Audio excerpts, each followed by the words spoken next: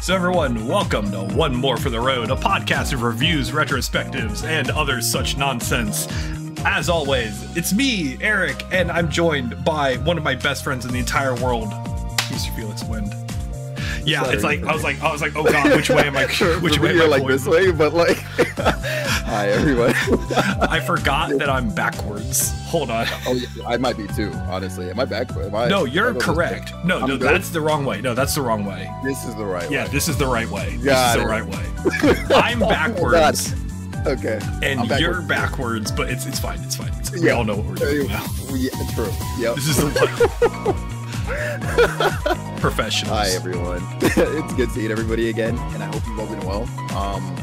Happy to be back. It's like we said, it's been a very long time coming, and I mean, it's a good thing that our topic for today is basically on why it is that we haven't had another episode for a while, huh? It's been we haven't had an episode since last summer.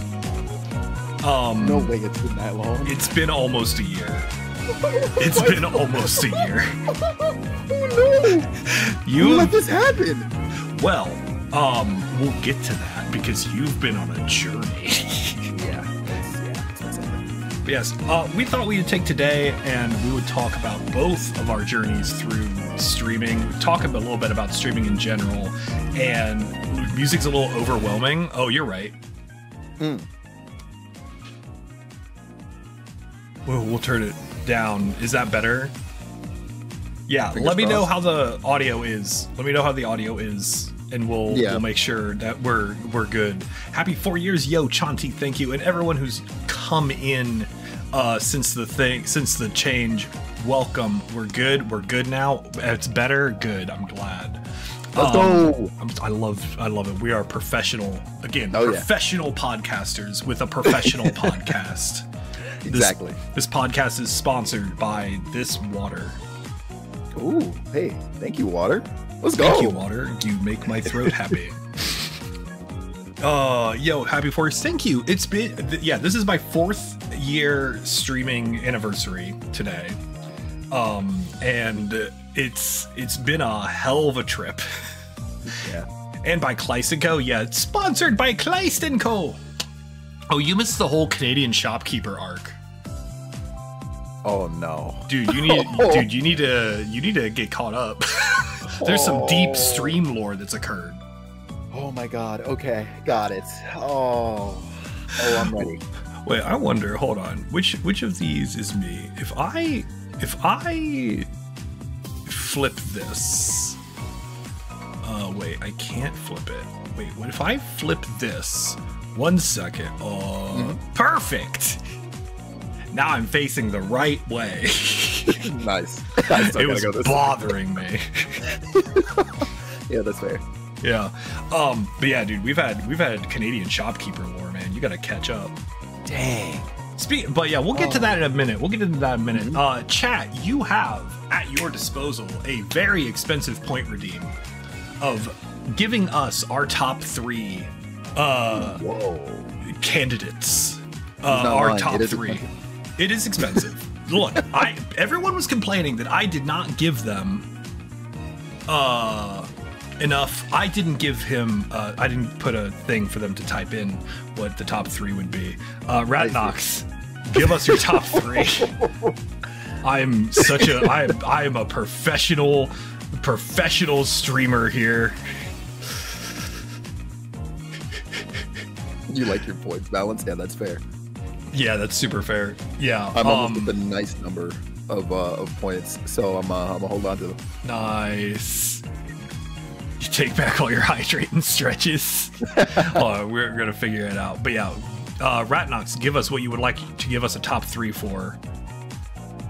Yeah, but it's okay because there's 3 max and everyone's capped out at 1. So you know what? I'm not gonna fix that. But you gotta give us a topic. You did not. You still have not given us a topic. Streamer's choice. It's the purpose.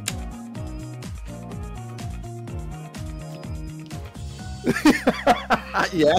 Why do I bother?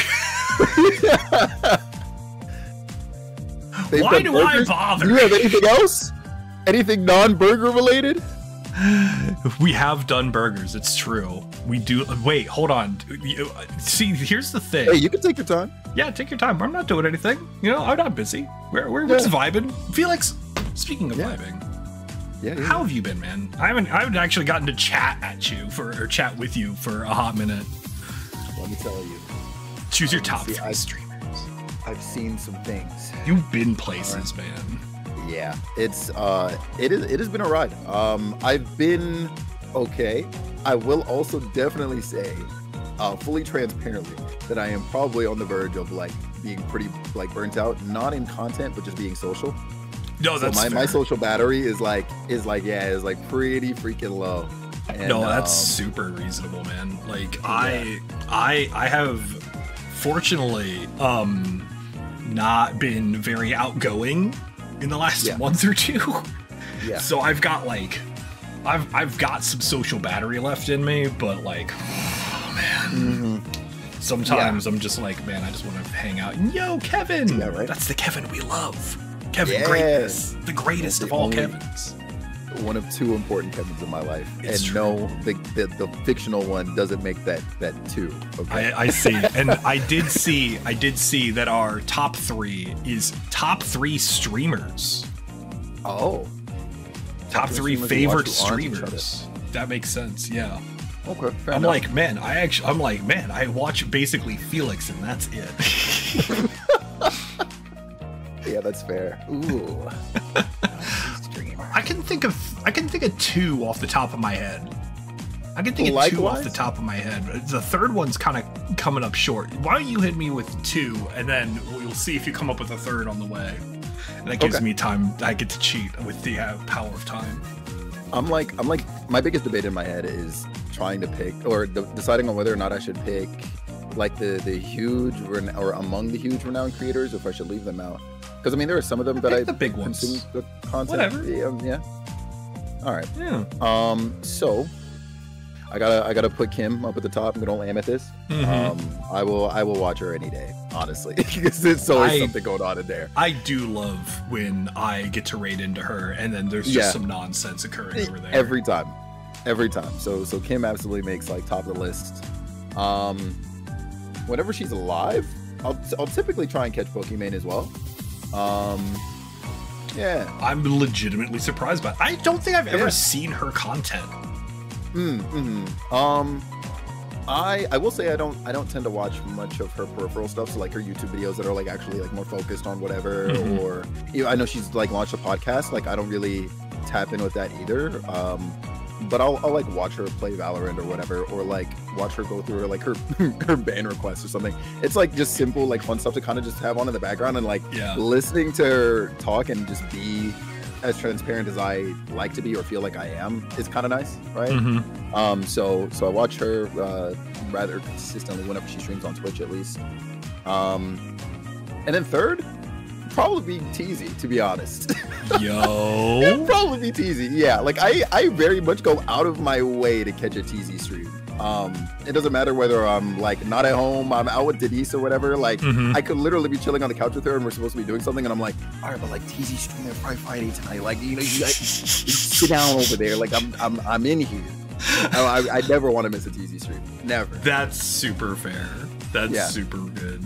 I used to be that way with I'm gonna go. Actually, I used to be that way with the streamer Majin Phil. Oh yeah, I know a Phil. Yeah. He does.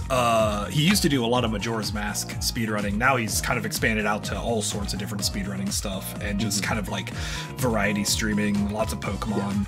And I'm just so happy every time I get to hang out in one of his streams. He's my longest Twitch sub by a country mile. I think I hit 90 months, or I'm about to hit 90 months, which is way too long. Yeah. He's got some from like 100, because he was on Justin TV. He was like grandfathered into the partner program. Like that's how long this man's been playing video games on the internet. And he just makes good content, man. His YouTube channel's really good. He's got a good editor. He's got a good sense of humor. Yeah. He was a cool guy. I would say after that, I would say Zach. Zakusu, Oh, okay, is a streamer that I found very recently, and he's been in chat periodically. And he's got the comfiest dang RPG streams that I've watched. Like, I love it. It's great. Yeah. And like every day I get to go watch one of his streams and actually catch it live. I'm like, yeah, let's go. See, I didn't come up with a third one because I was distracted. I would say if I was going to pick another large one, Grand Pooh Bear. Oh, okay. Yeah. Like, I would say either Grand Pooh Bear or Hat Films would be like the number 3 spot for me. Hat Films is great because it's just 3 British dudes like just being dorks, but they're all professional filmmakers, so the actual quality of the stream is massive. Right. The quality is incredible, and I love seeing the production value that those guys bring. Yeah. All right. So that was a good top 3. That was a good one. Yeah, top 3 streamers. Solid. I don't know when the next one will be available, but it will, and someone will redeem it. So we wanted to talk about our journeys through Twitch, and we also wanted to talk about streaming kind of in general. Yeah. And I don't know how you want to organize this original section. If you wanna walk us through one of the points there. Because I just kind of started throwing stuff at the wall in this, and I wasn't quite sure how we wanted to run this. Yeah. So, okay. Let's start at the literal, like the very beginning. Mm-hmm. What brought you to streaming? Like, what made you finally go, you know what? I'm gonna try my hand at this. Well, long time ago, like 2015-ish, I was running events for Magic the Gathering store, like a hobby shop, and they wanted to do basically event coverage, because like there was like the large names in that were like Channel Fireball, Star City Games, stuff like that, and they're like, hey, can you figure this out? And I'm like, yeah, sure, whatever. I don't watch this stuff, but like I could run this stuff.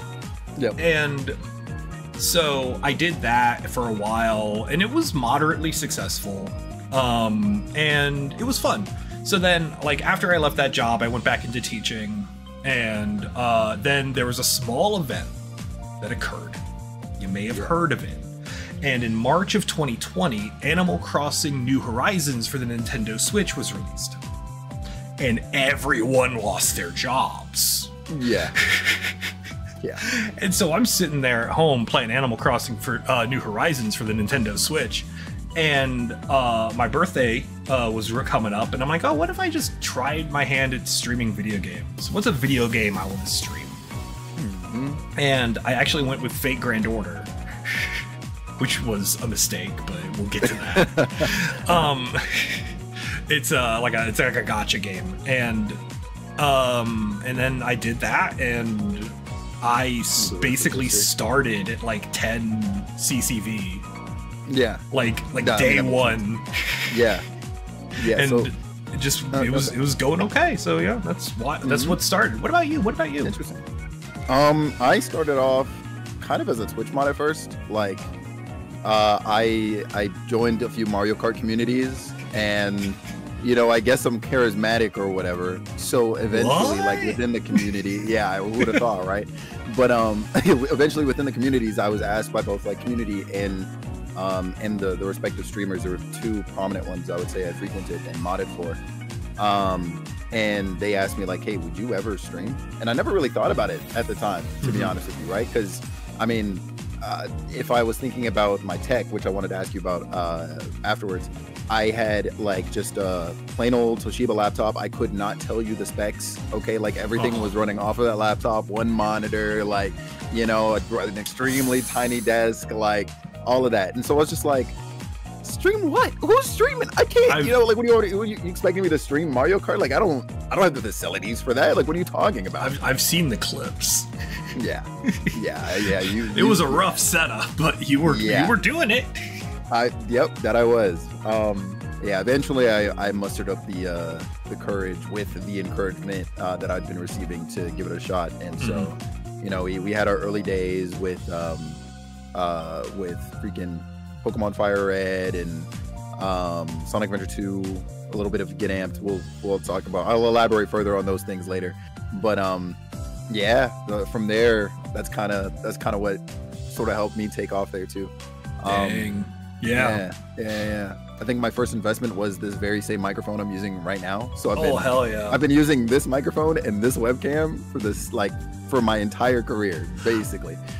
That's actually really funny. Let's talk about tech actually. Yeah. Like what so that was like your starting tech setup. Mine was a PC that I built in 2009 and like had piecemeal upgraded over time. Right. And it like died like 6 months in. Holy smokes. Like 6 months in, the whole thing's just like, nah, I'm good. And just craps out on me almost entirely. Now, granted, we just got, you know, some shiny stimulus checks at the time here in America. So I was able to replace it with the rig I currently have. Yeah. And I had like a Blue Yeti microphone and a webcam already. I actually had that webcam that my cat's it's currently pointing at my cat. And then I had a Blue Yeti Silver that I had from when I was doing the store stuff, and that was like my personal setup. It was like my personal equipment that I got to like test everything out with.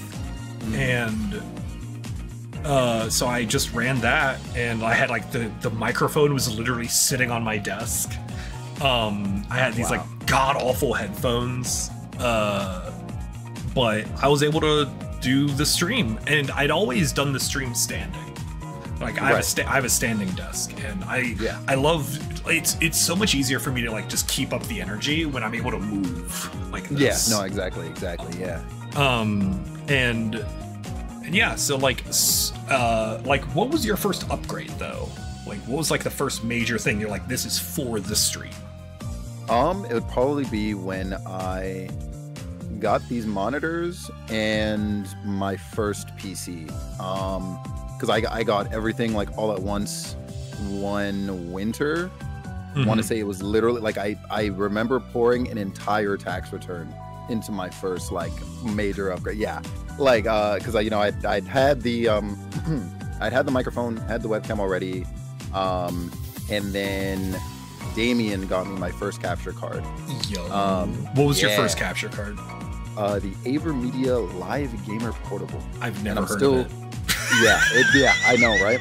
I'm still using an AverMedia capture card like now because of him, like I've got like faith in the brand, so I've gotten like an upgraded one as a gift and so on. But yeah, that was my first. I actually have it. I have it here from when I showed it off the other night. Excellent. We're getting the behind the scenes look. Yeah, so one of these.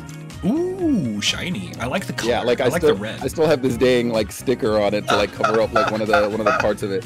It's for an SD card like that I never used. But yeah, this was it. You know, HDMI ports and all that. Yeah. Oh. It's good, but nice. The only thing I ended up kind of like hating about it as far as sort of like graphical fidelity and upgrading the stream goes is that it's locked at 30 FPS. So, you know, that's the only thing about this one. I've got an Elgato 60S Plus. I had to look, and it's fine. Yeah, right? I'm like, oh man, this is so easy to remember. Yeah. And I'm like, it's fine. It does 60 FPS. I don't know. I have a PlayStation hooked up to it. Look, I'm playing. Look, I used it to play Mario and Zelda games on Twitch. Like, I don't give a damn what frame. I don't care about my frame rate. Yeah, no, literally like, that. Yeah, literally I'm like, look, oh man, you know, hold on. How do you watch like the screen of when you're using your capture card? I've got a TV that I have like my console still hooked up to. Okay, so you have like the pass through. Yeah. I used to watch it from like the 4K capture utility software, which has like a full quarter-second delay. And that's miserable. Right. And then later, because my old capture card, I don't remember what it was, but it didn't have a pass-through. Right. And when I got the pass-through, I wired it into my second monitor. Yeah. So I just have the HDMI going into my second monitor, and then I just switch that source over, and then I get audio through OBS. Right. Because I mean, it's just easier that way, I guess. Yeah.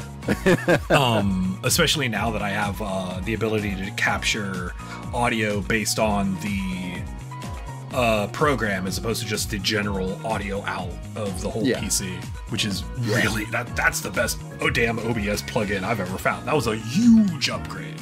That and StreamerBot. StreamerBot was another big upgrade, like on the software side. God, you showed me that, and I'm like, I saw the light. It's so good. Oh God, I'm still finding like new ways to kind of like innovate with it and everything, or just you know, tweak things and make things shine a little bit more. I've been learning a lot about how the back end of it works. I've been trying to come up with new redeems for like the next like era of my stream, and it's gonna be very fun. It's gonna be very fun. I'm excited to see what you make. I'm excited. Speaking of the fact that I'm changing things up, let's talk about keeping things consistent. Because a lot of times with streaming, people, it's very, very, very easy to get pigeonholed. Yes. It's basically like a lot of times, and I found this is a lot more true in the gacha space than it was in like the RPG space, is people that come for like live service games kind of only are there for that live service game. And I found, especially early on, when I moved away, like even for like a day, to do something like Power Wash Simulator or like an RPG, like I was like, in the first couple years, I was getting like 40 to 50 to 60 CCV, which was great. Yeah, like I liked that. Which is also insane for a weekday morning time slot. Yes. Like actually batty numbers. Like in our time zone, that's unreal. Yeah, but I would go to like, I tried to play the first RPG I tried to play actually was Final Fantasy VII. I did that for 2 days, and then I realized I hated every second of it. Okay. The OG Final Fantasy VII. But I also had like a CCZ. I had like 2. Okay. I had like 2 people, and one of them was talking. Yeah. And I think that engagement is something I found that like definitely changed as well. Like, because I would have these big numbers, but I don't have like still like 2 or 3 people talking. Now I have like, 10 people talking. And who knows how many people, because I don't look at my numbers anymore. Right. Because they don't matter. Yeah, it's true. But like you've kept a pretty consistent schedule for like the whole time I've known you for the most part. Yeah, for the most part. Yeah, like except when you don't. It's pretty consistent, except when it's not. Yeah, right. Exactly that. Yeah, I've always had it in mind, like since around the time I started, that trying to be as consistent as possible, or even having like, even if it was like 2 days out of the week, like 2 guaranteed times would be, of course, like ideal, right? Yeah. And then have one that was maybe an asterisk or something like that, of course, because of course, we've all got other obligations at the time. I was working, it was supposed to be part-time, but it ended up being like a full-time thing, and then some. God, it was something. Love sports retail. Let me tell you. Yeah, love sports retail. That was such a great time. Oh, I'm sure. Especially when you know nothing about sports. Oh, geez. They'd come in. Yeah, you got any of them Eagles merch? Yeah, right. It's like, what sport is the Eagles? Right. Yeah. But with that in mind, yeah, even if that consistent day, I guess, like changed week to week, I was trying to make sure I was letting everybody know as best I can, like, oh yeah, hey, you'll catch me this day around this time. Usually, I mean, shoot, it was like evening, so like I wouldn't start until about like 8 o'clock and go to like maybe midnight. I was always so afraid to ping people. Oh yeah, if things change. I just like kind of put like a little note up in the like notifications, like, "Hey, don't worry, it's gonna be a little bit, man. Don't worry about it." Yeah, yeah, I get that. I definitely have had my waves with that too. Yeah, there would be some days, and I was really bad at this. There would be some days where I would, like, if I needed to cancel or postpone or whatever, I wouldn't say anything. I would just be like, I'm just going to hope that everybody forgot I was going to be live today. Meanwhile, your Twitch chat waiting room is like 40 messages deep. Right. Yeah. So I used to be terrible with that. I've been in one of those. Yeah. Just sitting here, man, when's Felix getting here? We're all just throwing emotes up in your chat. It's like, oh, he's canceled. Oh, well. I will say, nowadays, if that sort of thing is to ever happen, like, odds are something pretty drastic, kind of like what happened recently happened. But otherwise, like, I'm saying something even if I don't ping everybody, or I'll let somebody else know so that they can tell the others, because I don't want to say, like, I would feel weird about like saying something myself. I don't know. It's one of those weird mental hurdles, but yeah. Now, there's two more things before we kind of get into like our journey recaps. The main conceit of this episode is that we wanted to kind of look back and do retrospectives on our respective journeys through Twitch. And there's two bits that I wanted to get, but I also want to remind people that the top 3 redeem might be back. Who knows what that who knows what will happen with that. And notification will come in. We have kind of a different philosophy, I feel, with creating streams, where I look at it more like I'm running a show and you are more sharing an experience. Right. And how do you feel? Yeah, like how, like I really like actually kind of that differentiation, because you have a lot more with like sound redeems and a lot more interaction, where I definitely am the more in the storytelling mode. I try to be like you. No, like I think it's really good. I think it's been really fascinating actually, like watching, but like both going through like my experience going through, because we both have been playing the Trails franchise, and seeing your experience through that, and like Ivy's experience through that, because Ivy has a very similar style of streaming to you, has been really fascinating for me, because I'm like I hate things interrupting me. I hate like having too much noise going on, and like I don't have like TTS on at all, and I never have, I think.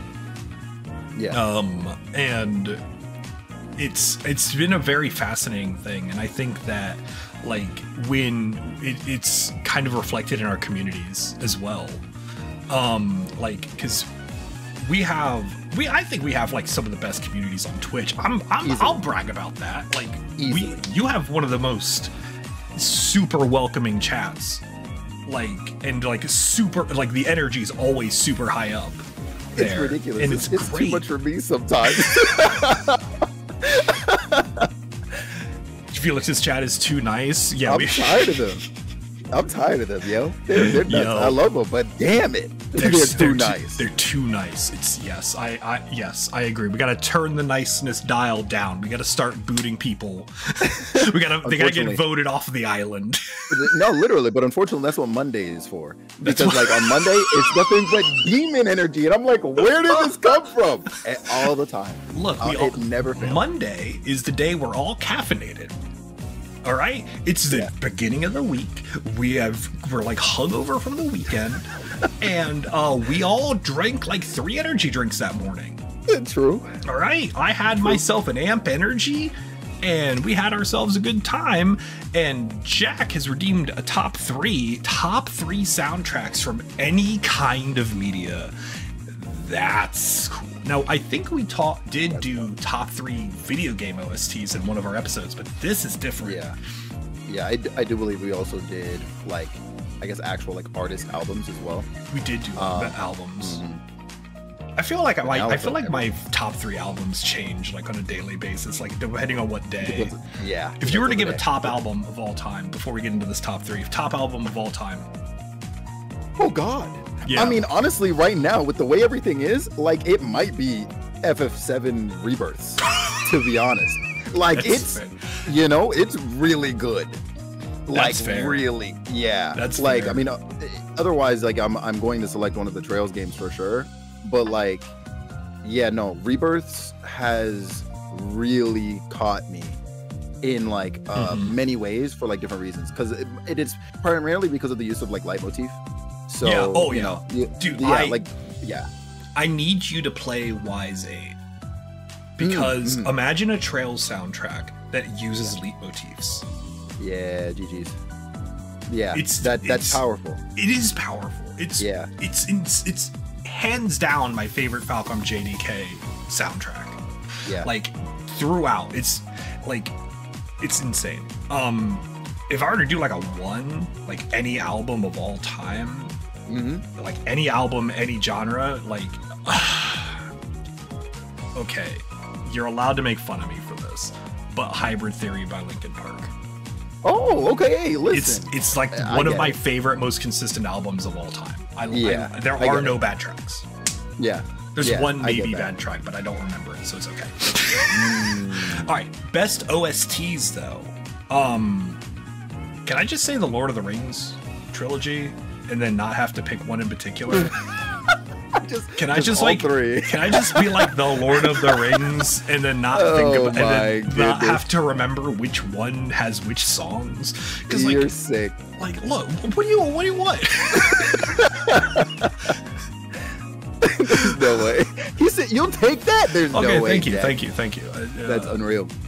I will also say then another movie soundtrack would make that makes my top 3 is, and this is something someone definitely should make fun of me for, The Matrix Revolutions. Okay. The third. Well, I wait. see it. What was the third Matrix movie? Was that Revolution? I believe so. That sounds accurate. Yeah, that. Yeah, that was the third first one that came into my head. So yeah. Interstellar has one good song, but it's like, okay, that's fair. And then after that, that's trickier. I might put Wise 8 up there. Wise 8 was a really powerful soundtrack. And like, you know how much I have. No, Chrono Cross. No, I gotta put Chrono Cross in this slot. I have to. Okay. I was literally just talking about it the other day, but I have recency bias in my head. Oh no, I was talking about it this morning. Oh. I was talking about it this morning. Chrono Cross is a soundtrack that's so good that I imported the CD in 2004. Holy I want you to smokes. understand That good. That is- importing yeah. a CD from Japan to America in 2004 was a process. Yeah. Movie scores Tron. You know what? I could see that. I would argue the second Tron, like the newer one with the Daft Punk soundtrack. I would argue that's okay. The soundtrack for Tron is iconic, but like Yeah. what Daft Punk did with it, chef's kiss. Ooh, Random Access Memories is definitely in like a top 5 albums of all time, though. Ooh. That's Yeah, you've got a lot of picks. I like it. I like it. I yeah. like it. Look, I Big like debate. music, man. I listen to a Yeah, lot no, of hell yeah, as you should. As Yeah. you should. I think everyone I, likes music, though. I don't think that like saying, "Oh, I like music," it's like a really like, "Whoa, you like music? What? You Of like course. when sounds are good?" Oh my god. Could you imagine? Hey, you know there's somebody out there that despises music. he Like, sits there and he listens only to like Baroque classical and then like those weird like here's a single harmonic note to make you sleep or whatever. Yep. And they're like, oh yes, these are the only things I listen to because I have refined tastes. I only listen to the most exquisite notes. Yes, this 27 decibel C sharp eighth octave single note for 1 hour is my most. It's on my Spotify replay. Spotify is better. Whatever I like the that. Spotify thing is. Spotify. Oh my Yo, god. Fluxy, thank you for the tier 1. 47 months. Oh. Fluxy is my second. He was my second subscriber. That is amazing. Total. Absolute That is total. amazing. And has been subbed the entire time. I love it. The entire I time. love Next month will be 4 years. Next month will be 4 Mhm. years. Wow. That is amazing. I also want to. I got affiliated in like 1 month. It was nuts. that is amazing too. Oh Yeah. god, that part of my journey was interesting. We'll get to that. Yeah. I want to make a special mention of the fact that he mentioned the Valhalla soundtrack. It's so good. It is That soundtrack is so good. Like I almost want to name it, incredible. but it's not in my. It's probably not in my top 3, but it should be in my top 3. It's one of those. I think It's I've so- listed like 7 albums, so you can just slap it in there. Okay, fair. I'm putting it in there somewhere, but the top 3 I ended up picking were the Bruce Faulconer score for Dragon Ball Z.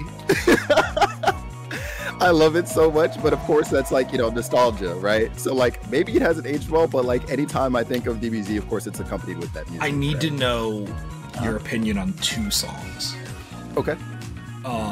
I don't need to ask your opinion on Cell's theme or Vegeta's theme because I know you know they're both great. Yes. PyCon's theme. Ooh! Underrated gem. Are you Yes! kidding? Yes! It's crazy. It's crazy how many people will of course like hype up the character as he deserves to. Yeah. But they don't talk about his theme. And it's His so theme was good. fire. Yeah, it's It so was good. straight fire. Unironically, I think that theme and the Gohan Angers theme are probably my favorite of his score. Yeah. It's weird because the Gohan Anger theme has like almost no space in the back of my head, but as soon as I hear it, I'm You'll like, know. Yeah, you'll know exactly what's coming. Yeah. So Bruce Faulconer score. that's a real good one. The first Black Panther movie soundtrack, I think was amazing. And then I listed FF7 Rebirth, but Yeah. I don't think I could point out. I don't think I could pick out the Black Panther soundtrack at all. that is perfectly okay. All the Marvel movie soundtracks just kind of are like, Yeah. is it the Avengers theme? Nah, I don't know what it is. No, that's extremely fair too. I'm sorry. I will say that, like, in my opinion, I think Black Panther and Shang-Chi are probably the only 2 of the entirety of their movies with a very notable soundtrack. And I think it's partially because both of the movies intentionally had a soundtrack that kind of like went with the ethnicities of like their main characters, in terms of artists and stuff. So I do think that's that lends to why it is also like, unless it's the Avengers theme, you're probably not really recognizing very much else, right? Yeah. And yo, Ray, thank you for the 42-month resub. Hey, Ray. And we got a scam train. We love scam trains. Oh, hold on. That means I gotta refresh my chat and redeem mine too, because it's been sitting there looking at me. Crazy. Dang. But what else? What else do we got? And yo, Felix, 19 months. 19 months, so we're locked in. Dude, has it already been 19 months? 19 months. Are you serious? Yeah. And I think that's technically like, I think I'm a bit late, because I know I didn't sub like my first bit there. So yeah. I wonder, because I think I was subbed to you pretty early. Yeah. In our like after we met, because we did our first thing together was our Sky first and second chapter retrospective, and that was like our first like podcast thing that we did together, and I loved every second of that. That's how we knew. That was the moment that we both knew we were going to be best friends, because we both hated Kevin. Sorry, Kim. Oh, yeah. Look, at any moment, Kevin could just simply be someone that isn't Kevin. It's true, right? Like literally. Just saying. This is a thing. It is legal and free. Precisely that. It's not free. It costs money. I had to pay like, I think it was like $50 to change my last name. There's no way. Because we hyphenated. Oh, okay, right. That makes sense. Yeah. People don't know, but my last name is Obelisk. Ah. Yeah. But it looks weird when you type it into Twitch, so we just didn't change it. Yeah, no, that makes sense. That makes sense. Wow, look at that. Yeah, now we know. Yo, Ivy, welcome in. Causing problem for us at the BG check business. Yo, for real. Is there anything in this top section we wanted to talk about left? That was a good top three. That was a really good top three. Mm-hmm. There's gonna be another one. Actually, I mean, now, okay. So a common thing that all of us as streamers have to deal with, and I mean, honestly, I mean, even if you happen to run a community on like Discord or be part of that or whatever, this is something that you'll probably come across at some point if you haven't already.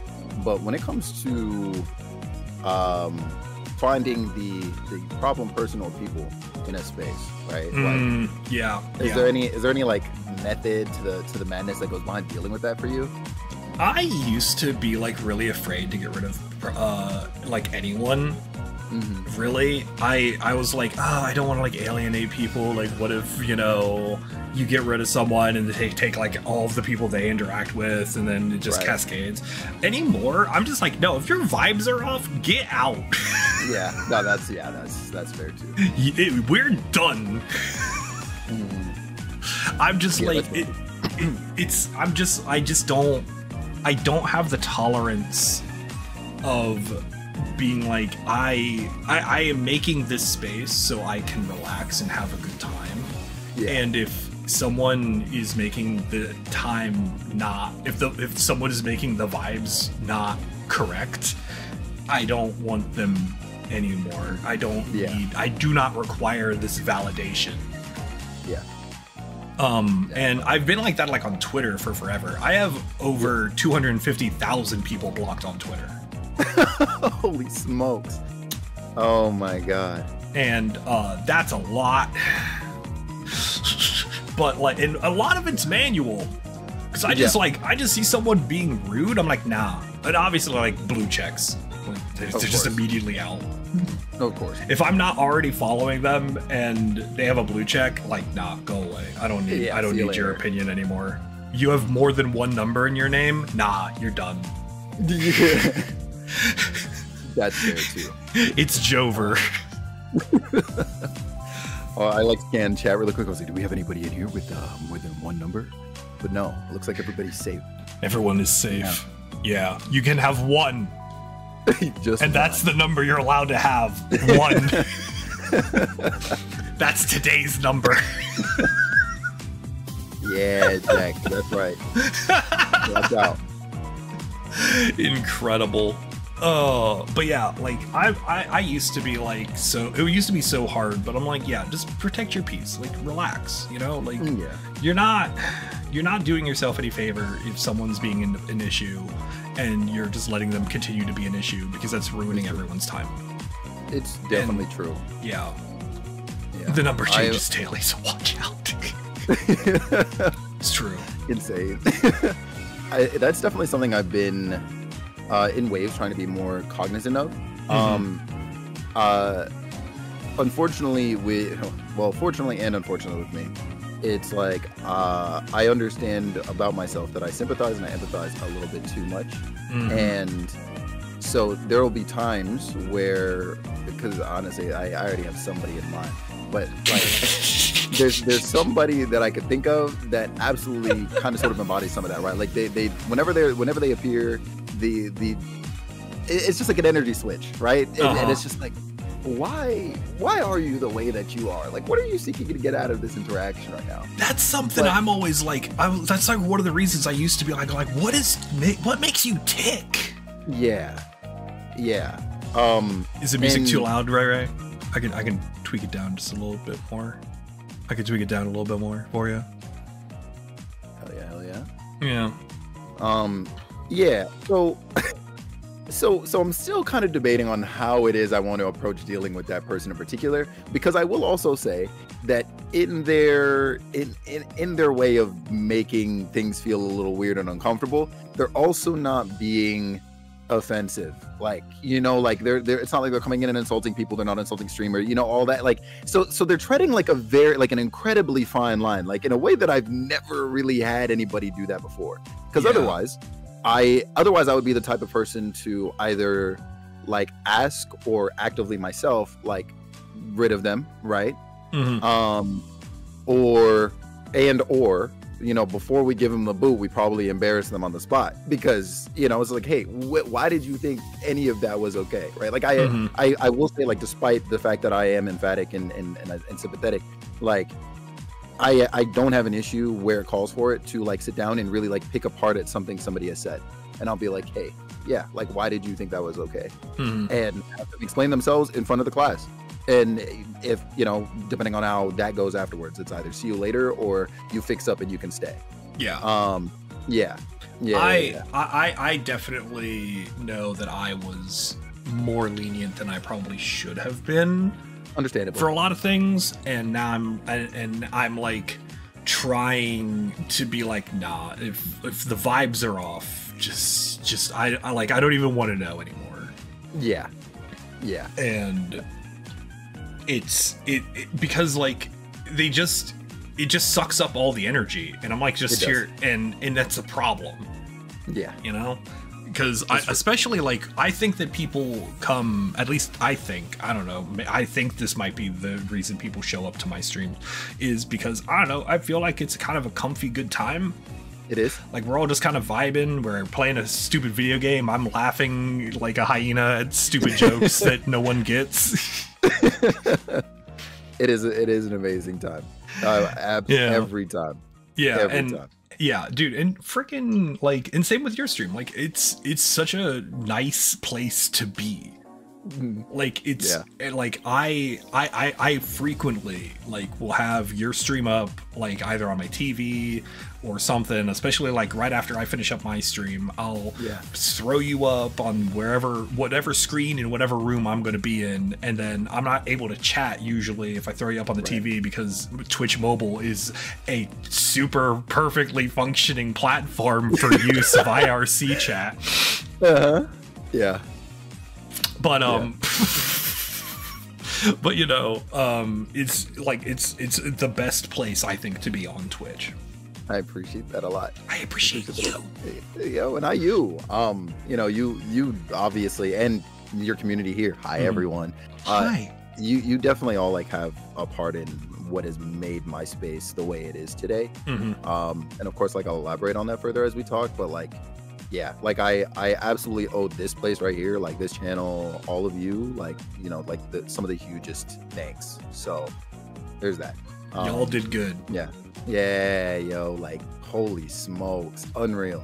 Like, if like when I think of like that particular part of my journey, and like just, you know, who I attribute all the like thanks to, like, I promise you, like, right here is literally like #1 on that list, because like, just easily, like, and it comes like a second nature like thought. Like, I don't have to like really process and be like, oh, who did it? No, like, the second it's like the question is asked, Areopolis, I'm like, yeah, right there. That does bring us to our last point before we bring up the journey, our journeys, and we'll flip a coin to see which one of us gets to talk about our journey first.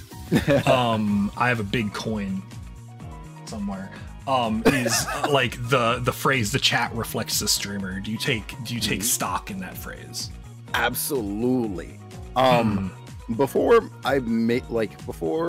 maybe the pandemic, I don't think I would have said the same thing, because I definitely felt like I was very different from a lot of those in my community.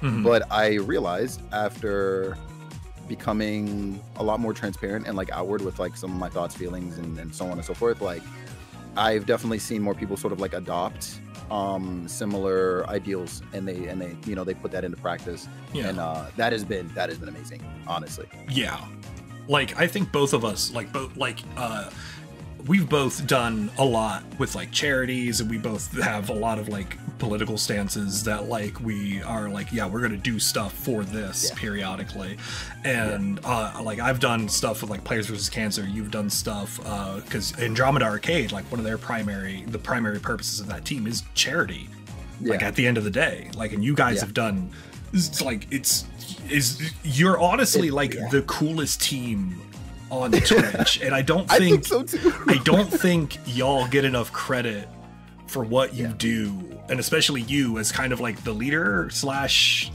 Yeah, Like I don't know how I don't know how the hierarchy is there, because I know like yeah, like Kim is the founder. Yeah, you have Kim as the founder, but I don't know how much like you guys share the leadership role. Afterwards. Yeah. Afterwards, it's me, Damien, JR, and Jiggy.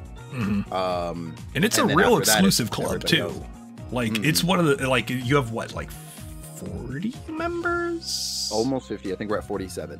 47. Yeah, and you I think I've seen you add people maybe once in the last year. Yes, actually, yeah, we did only add like 5 people last year. Yeah, which is unheard of, I think. Like like Twitch teams are such a weird thing, because like there are teams that are like thousands of people large, and then like very rarely you see small ones which are centered around usually like a partnered streamer, and those get kind of weird kind of quick. But then like y'all just are getting together doing charity work, and that's like and I think that helps like with all of you with getting that positivity and maintaining those good communities. And like if you ever need to find a new streamer, just go to their Twitch team page and then just find someone who's live on a game that you've tangentially heard of, and there are no misses. Like everyone there is super positive, super cool, super great. And yo, Gundam, welcome in. Yo, what's going on, Charlie? Yo, thanks for the thanks. But like everyone there is so cool, and it's such a cool group of people I've gotten to like do some collabs with over the last few years. Yeah, they are awesome. I'm not gonna lie. I don't know how the heck it is we managed to like really pull together like so many people. And 2 things on them actually. One, I actually pulled up the number recently. I believe it was like, as a team for charity efforts, we've actually managed to raise, it was like, I think it's like 88.2K as a team over all of our charity efforts. Yeah, and like my mind was blown seeing that number the other day. And 2, not that we're going to be moving away from charity efforts, like that'll still always be part of our core, but and I can't elaborate on this unfortunately, but you're definitely going to see some sizable like changes in the direction of Andromeda Arcade to look forward to.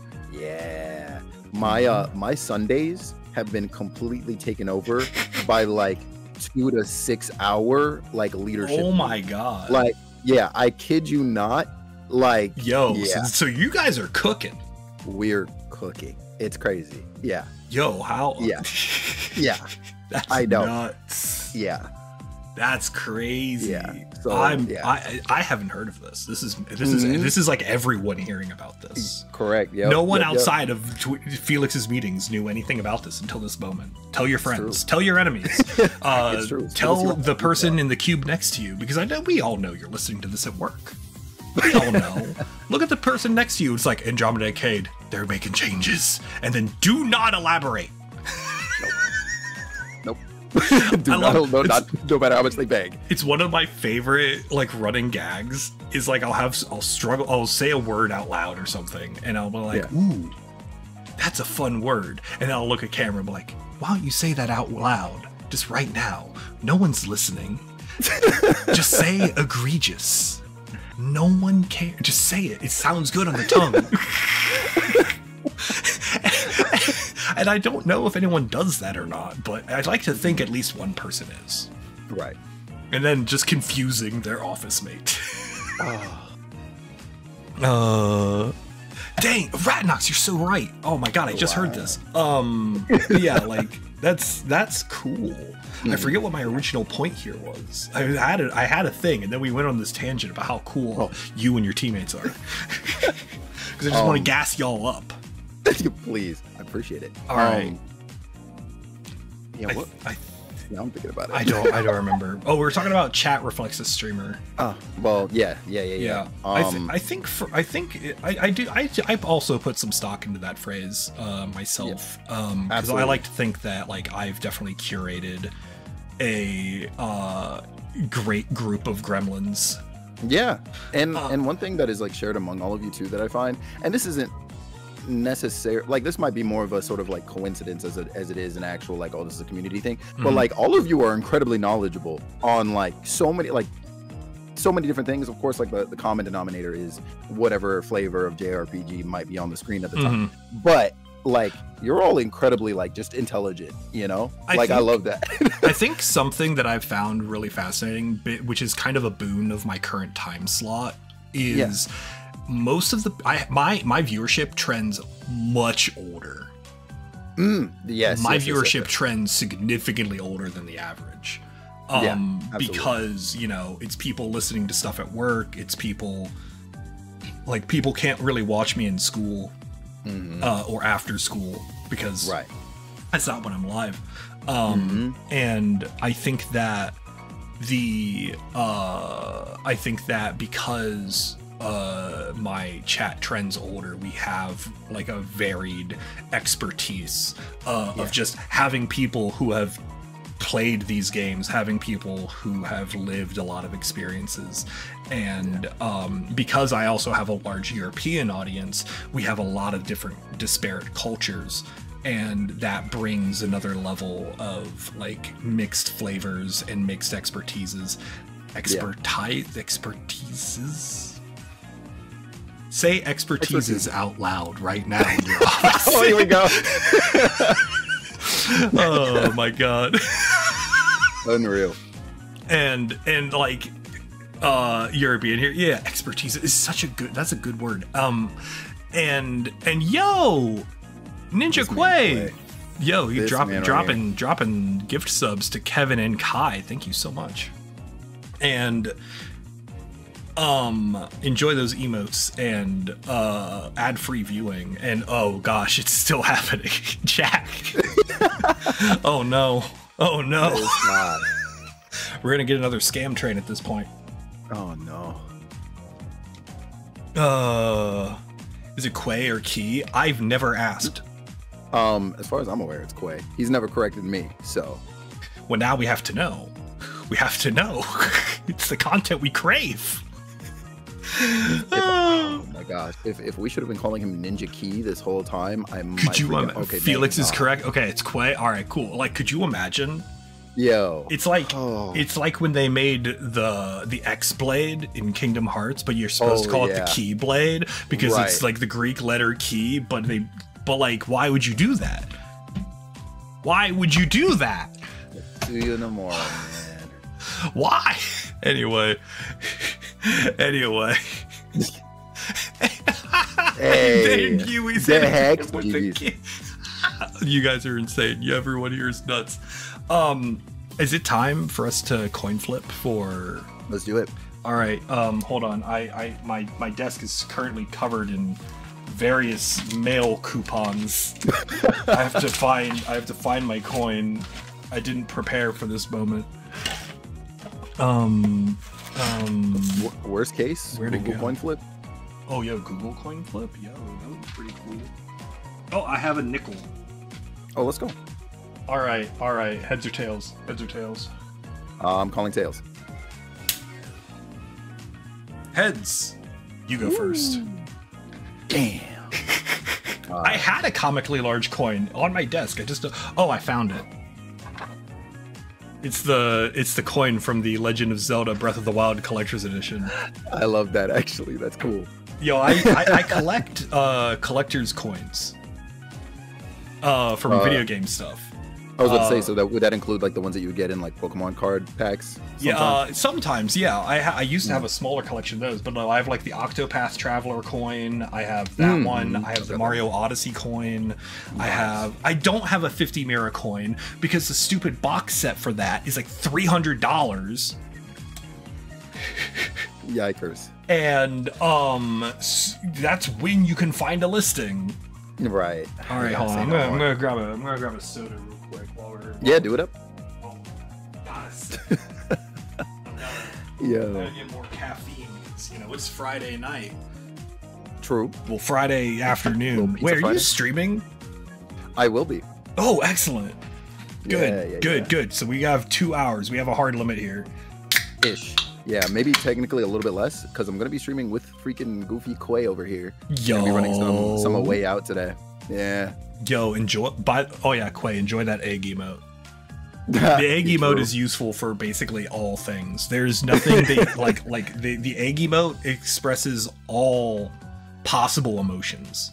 Yeah, joy, sadness, abject fear, unrelenting anger, whatever you need, the egg is there for you.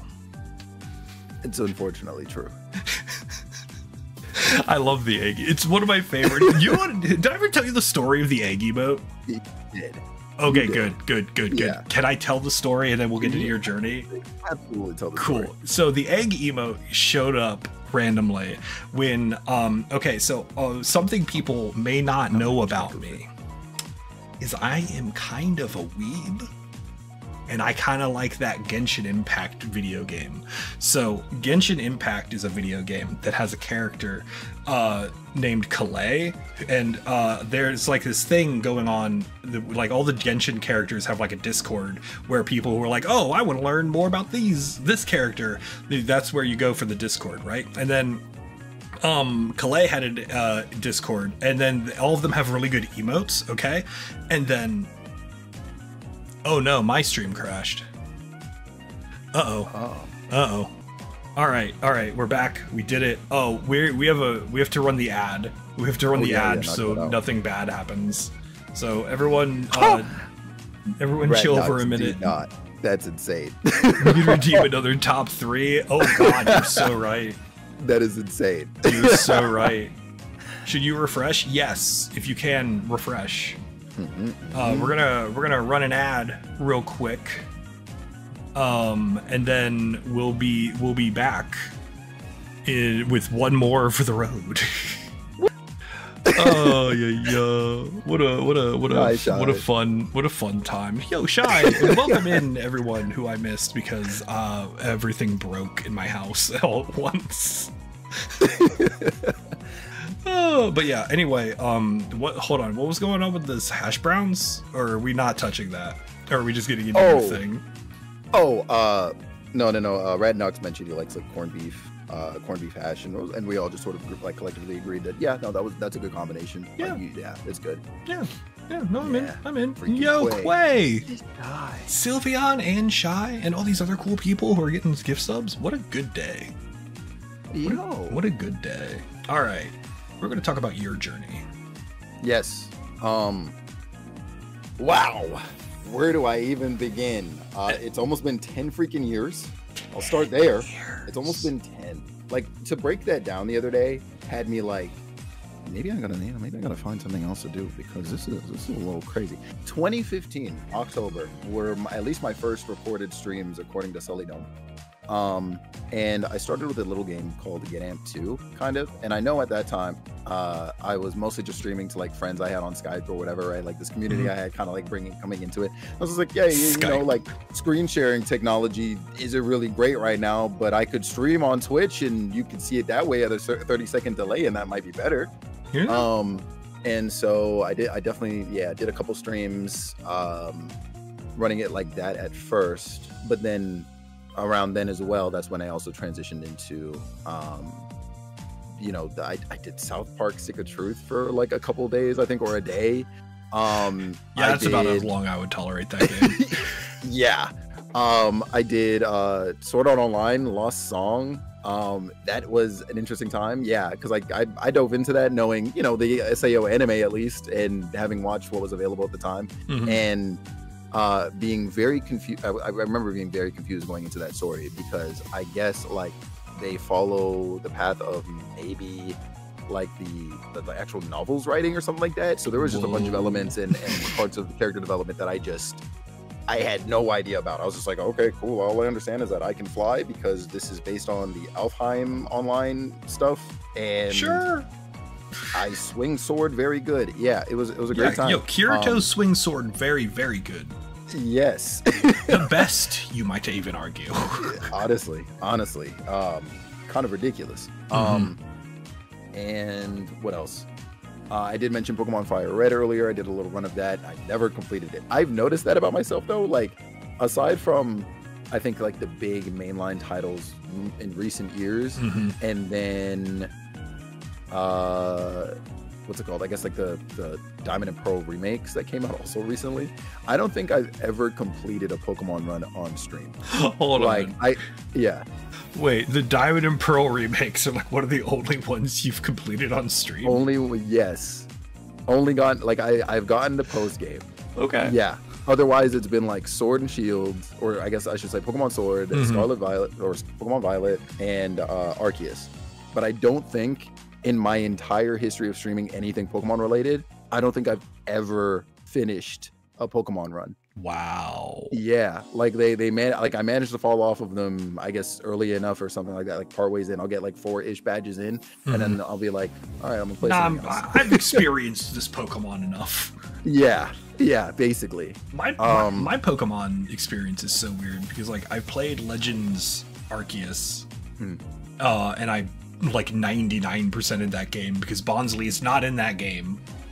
Just straight up, I refuse to believe that Pokemon is in there. It's in the Pokedex, but I haven't caught one.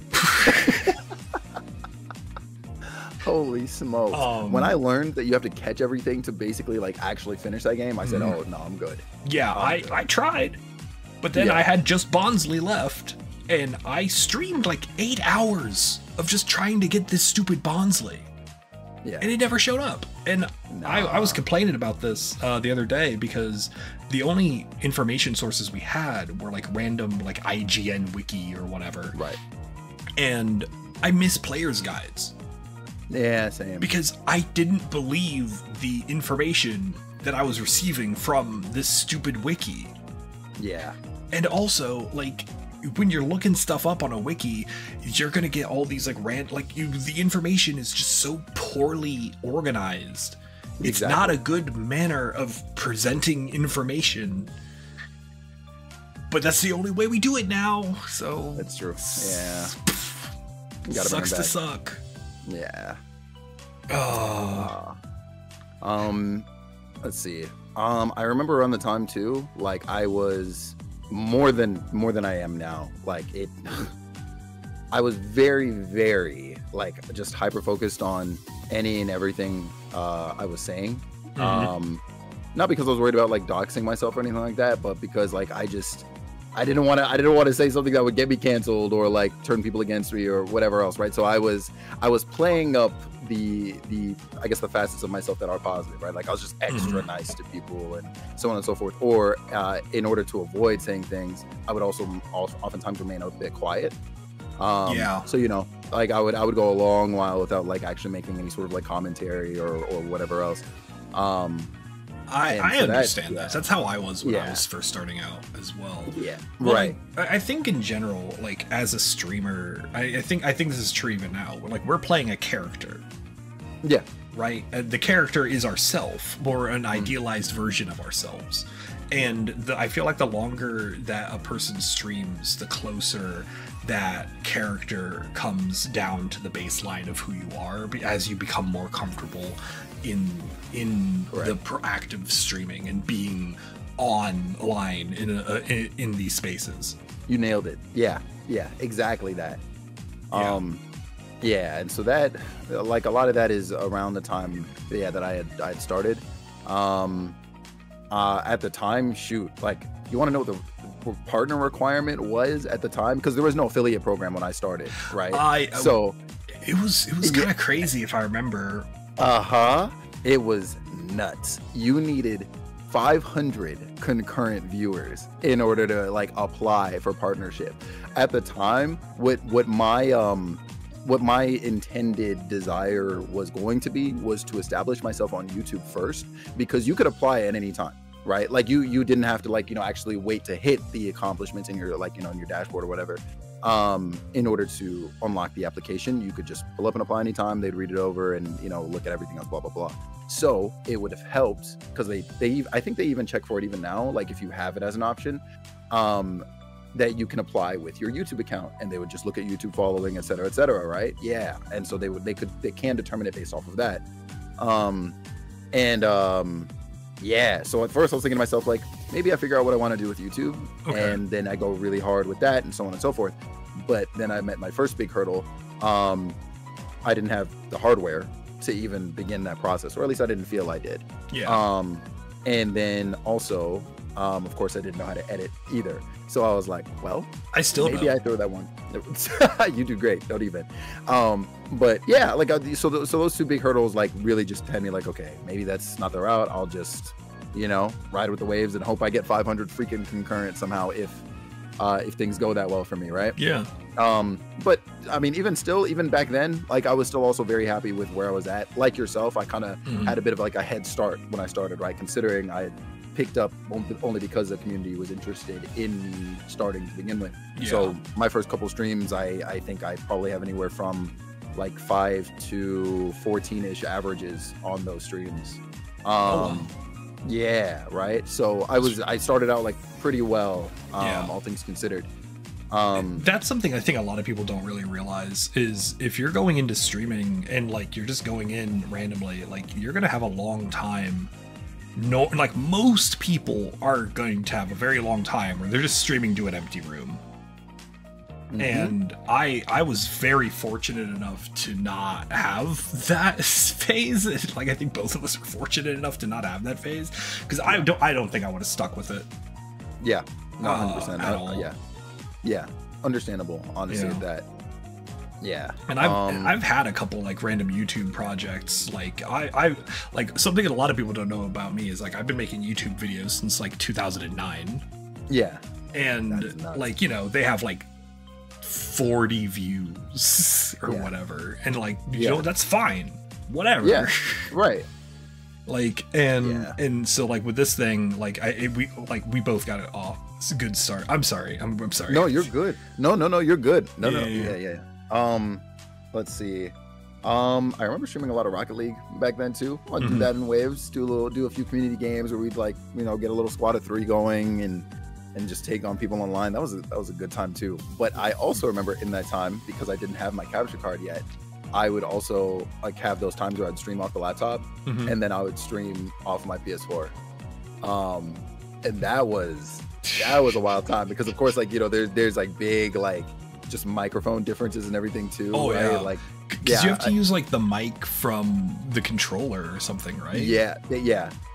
So that was a wild time. Like you had to, I actually think you had to connect like a headset of some kind to it. So I think much like I am now, like I'd be using the microphone off of like these earbuds or something like that instead of, like it was a time. And that's when I started actually meeting some of my first hurdles because I did try playing Tales of Zestiria on that as well, and like immediately the stream was getting blocked because it was like, oh yeah, you've entered like a story sensitive area, so you're not going to stream it to I loved those days. And I remember like when I was coming into streaming, that was something I saw so frequently because of like how many people at that time were streaming off of consoles, right? Primarily the PS4s, of course, because I don't think Xbox really had that yet. Like I remember watching a couple people play like Dragon Ball Xenoverse 1 and 2 and being like, oh yeah, let's go, because I didn't have the games yet. And I was like, oh, let's go, like I'm gonna check this out and see how it goes, blah blah blah. And then they'd get to like a certain like threshold of the story and they'd be like, yeah, you can't see this cutscene. And so like all we were hearing were just like the you know, like the air pulling through like the streamer's microphone and their voice whenever they did talk about a cutscene, but no sounds otherwise. And they were like, oh, Goku this, other, and I was like, damn, this sucks. and like the mic quality is really crappy, so it's like exactly, yes, yeah. Goku, What a time. Vegeta. Exactly that. So then, one Christmas, that's when Damien got me my first capture card. It was in 2016, I believe. So around a year after I started streaming. And from there, you know, kind of hit the ground running, and got into all sorts of stuff. Like I couldn't tell you offhand, like the sort of like order of which I like started doing things, but like now that I could stream off of my Wii U, like immediately I was like, oh yeah, I gotta like run the Zelda games and Mario Kart and this and that. And we love the Wii U. Yeah, so we, you know, took off then with that, and I found myself quickly sitting at like, you know, that 15, 20-ish, like people kind of like averages. Some days were better, some days were not as much. And I would kind of stream for maybe about 2 hours at a time, to be honest with you. I'd always try and push for a little bit more, but I do remember kind of frequently, about 2 hours at a time. And oh my God, 2 hours is a long time to stream. It is. It doesn't feel like a long time as a viewer, but as a streamer, like 2 hours is a long time. Yeah. Like honestly, eternity. any time, any length of time of streaming is a long time of streaming. Really. Exactly. And like we're both people who do these nutty like 4 to 6 hour streams, and then at the end of it I'm just like, oh. Exactly. I want to make special note, by the way, Ninja Quay 3000, who is definitely a partner streamer on Twitch. 2 hours is not adequate enough for you anymore, so I'm gonna need you to fix up. And need to turn those numbers up. Well, did you know? Did you know? This is a thing I discovered semi recently. Someone was talking about this. Twitch will bump your stream up in the like algorithm when you're live for 4 hours, and then every 4 hours after that. So at the 4 hour mark, the 8 hour mark, and the 12 hour mark, Twitch will give you an algorithm boost on your stream. What? Yeah, it's a real. That's a fact. No idea. That's a fact that I learned recently. Thank you, the dude on Twitter who gives us all the Twitch facts. I don't know. That's news. That is news. It was Zach or whatever. I don't know. Wow. That guy. Yeah, Zach Bussey. That guy. Busey? I see. I think Bussey. Damn, I was like, oh no, I just said the thing. Yeah, no, you're good. I was like, So we shoot for 6? That's insane. Shoot for 6. Wow. Yeah. Help us? No, there's no help here. There's no. That's really wild. Okay. Yeah. Okay, there's no help. Only the pain of the having to do it longer. So you got a Wii U. What all were you streaming off the Wii U? So Mario Kart and Splatoon were probably my biggest mainstays. Oh my gosh, shout out to the Splatoon days. I have so many things to say about the community now. I won't do that here, but golly, ask me in isolation for sure. Okay, and like Splatoon has a real strong community of people who care a lot about the waifus in that series, apparently, even though I'm not sure that it has them. Yes. I know there's an artist I follow that's really thirsty for Shiver. It's like the extent of my Splatoon knowledge. Yeah, that's definitely a fact from anything I've seen. I'm not tapped into the Splatoon 3 stuff, but 1 and 2, I've seen some things. I'm sorry. It's okay. It happens. I believe in you. I appreciate it. Those are probably my mainstays. I did a little bit of like Wind Waker as well. I covered some Hyrule Warriors, like the first Hyrule Warriors. What else did I run frequently? I'm trying to think. Anything I could pick up that was Sonic related, of course. Dragon Ball as well. I did a few like Xenoverse streams. Yeah. Oh man. I love Wind Waker. That was an interesting time. Wind Waker is such a good game. Yeah, it is. We did a whole podcast on Zelda. Now, I probably talked about Wind Waker for forever on it. We did. Y'all need to go to the YouTube channel. Please do. Such a good time. I'm gonna be whenever I miss you like a little bit too much, I'll probably just run back one of our episodes and just listen to us. Yeah. It's true. It's true. I think the last game I ended up streaming off of the Wii U was Star Fox Zero. Yeah. How was that? I think that was. Here's the I've heard so much bad about it, but then there's some people who are like, well, if you just do the controls right, the game is incredible. But I don't. It's got motion controls with the tablet, and that just sounds awful. Yeah, two things ruined my streaming experience with the game. I think just playing it to myself, I maybe would have been fine.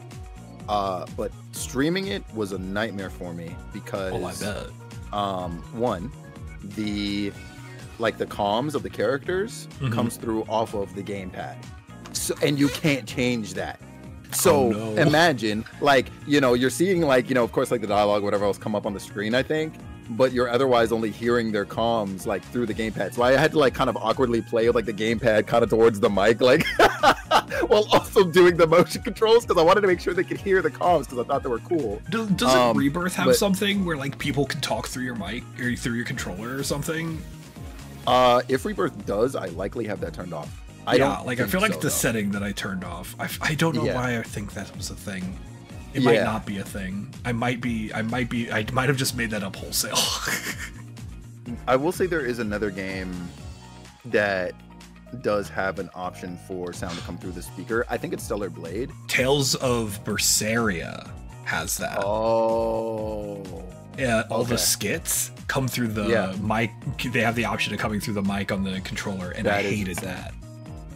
It was awful. Apparently, I understand the feature. But like at least make a toggle, I guess, is my biggest thing for it. Unfortunately, back then, like there was no toggle for that. And then of course, like the motion controls did hamper the experience, and that is primarily, of course, because there was no option to adjust it otherwise. It was like, hey, just deal with it beforehand. I was like, Miyamoto, please. I think those two, please understand. Mostly the motion control bit is what like killed that game, because everything else about it, besides the fact that it was also just a rehashing of Star Fox 64 with like that mix of Star Fox 2 in there. I do think it was good, and it had like great promotion too. They made like an animated like short like intro for it and everything with like amazing, like I would say amazing like quality, like just quality CG for it and everything. Like it was great. I was like, dang, like Star Fox Zero is about to be like the greatest like Star Fox game or like reimagining of 64 ever. And if you're gonna redo a Star Fox game, Star Fox 64 is like do it. Like why? Like why fix what ain't broke? Exactly. Yeah, but good old Miyamoto wanted to be super innovative, I guess, and didn't want to budge on those stances. So look, sometimes you have a vision, and sometimes your vision just sucks. Exactly that. Zig is redeemed to top 3. Zig, what do you got? What do you got for us? Favorite English VAs? Ooh. Oh man. Ooh. Okay, I'm gonna need chat's help because I know characters, but not the actual human beings. I could maybe go first. Go ahead. So off the top of my head, I'm gonna say Susie Young, who voices Yuffie in the remake verse, as well as Risha Mao in later Trails games. I'm going to say Jason Griffith, who voiced Sonic the Hedgehog after Heroes. He did like the 4Kids run, so he was the voice in Sonic X. For Sonic and Shadow and a few other characters as well. I love Shadow's new voice actor of Keanu Reeves. Oh my god! Hold on. I never got your opinion on that. Hold on. No, I do want to get you started on this. Hold on. I think you don't like this. No, because it's another case of Hollywood wins again, and it's like you didn't need the Hollywood pull for that. I understand it, and I think Keanu is going to do a great job, but I don't necessarily think he should have gotten the opportunity. Yeah. Look, I just actually, it doesn't even necessarily have to be him. They could have done like what they did with Ben Schwartz, because Ben Schwartz has no connection to the Sonic series, but he's Sonic the Hedgehog now, right? And so I think that's fine. Like you could have gotten almost anybody else, like whether aspiring voice actor or like another, I guess, actor, like a lesser known like actor in general, because I think they already have their 2 really big Hollywood pulls, being Jim Carrey as the villain, and then they got Idris Elba as Knuckles. Like you don't need another Hollywood. Good. Yeah, that ended up being really good. Yeah, so to cast Keanu, I feel like is just a flex. Just like, hey, we got the money to hire Keanu. Like that's it to me. Hey, look, Sonic doesn't do financially well all the time. So when they do it well, they want to invest in it. Why not? Look, we love Sonic in this house. All right, I will never say anything bad about Sonic without saying that Sonic is a incredible franchise that has brought joy to me through a large chunk of my life, because Sonic Adventure 2 is like one of my foundational video games. Like I love that game. Yeah, they're all so good. All right, who was your 3? Who was your 3rd? Good question. Now I'm thinking I might name somebody oh wait. Oh shoot. What's his name? The guy who plays Robin in Teen Titans. I forget his name. But I do love his voice. Yeah. He does a lot of good stuff. I'm glad that we Yeah. have chat here who will help us get both the name and other roles that they have been in, because chat is super helpful and incredible in all ways. Yeah. None of the VAs in the movies have been a flop. Yeah, that's Yeah, fair. like I have no doubt that he's going to do great as Shadow. Like you've heard Keanu Reeves. He's got like a Shadow voice. I was just also hoping, of course, like that basically they would hand the opportunity to somebody else. That's Scott it. Menville. Know him as That Martin. sounds right. That does sound right. I'm sorry. Yeah. I'm sorry. You know him as Martin from COD Black Ops 2 Zombies. I'm sorry. I'm sorry. There are Oh, characters in wait. Call of Duty. I might have to take that last answer back because I just remembered like the other coolest person on the freaking planet, Yuri Lowenthal. Yeah, I'm gonna have to take Scott Menville back. He's honorable mention now. Yuri That's fair. Lowenthal goes crazy. Hit us with Yeah. all of the cool characters Yuri Lowenthal has done. Spider-Man. I don't need to say much more. But no, there's Sasuke Uchiha. Oh my God.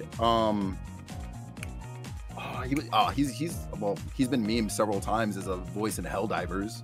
That's true. You know, like Menville was also Lloyd Irving from Tales of Symphonia. The Yes, second yes, he was. best Tales game. Yep, he was. That's pretty cool. That's pretty powerful. Yep. I I got you, Ross. my top three is gonna have to be Kelly Baskin. I have a signed poster of her, and Zig definitely caught me out for checking just to make sure I got her last name right. I'm like, hold on, this is Kelly B something. There we go.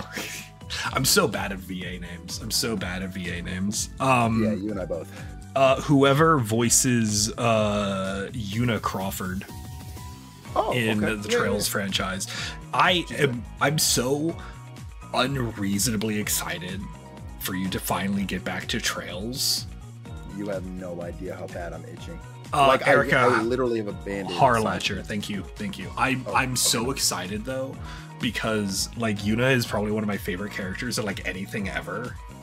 Yeah, I've kind of figured based off of a thumbnail or two I've scrolled by. Look, man, I have a problem, and it's that she's the best character that this series has produced. Yeah, beats out Estelle for you now, huh? Yeah, absolutely. Not even close. Really? Not even close. Dude, like, Oh, Estelle's... shoot! Dude, when you're done, do you have any idea the power of the tier list we're gonna have to put together? Oh crap! Dude, do you understand? Wait. That is a huge claim. It is a big claim. So when did she become your favorite? Was it during 4 or was it 3? I believe it was early 4. Okay. I had a feeling it was gonna be 4 because right now 3 is okay, so kind of like Cold Steel 3 and 4 have a very similar structure to Cold Steel 1 and 2, where one's the setup, the second's the payoff. Of course. And oh my god, is 4 got the payoff. Damn. She might not look, and if you want to still like look, the Estelle train is the correct place to be for all people. Of course. All right, I'm never going to say that Estelle is a bad pick in any capacity, because she's just like one of the best fictional characters ever written. Yeah. But oh my god, Wow. Una Crawford goes places. Okay, I'm excited. Like imagine, I'm excited. like because she's a very similar archetype. All right, she's a very similar character archetype. she is. But this is Estelle. But they've had 7 games to get better at writing. Right. Yeah. So that makes sense. like, look, I even have a pink hat. Wow. This is my Una Crawford hat. I requested this specifically for my wife. That is hilarious.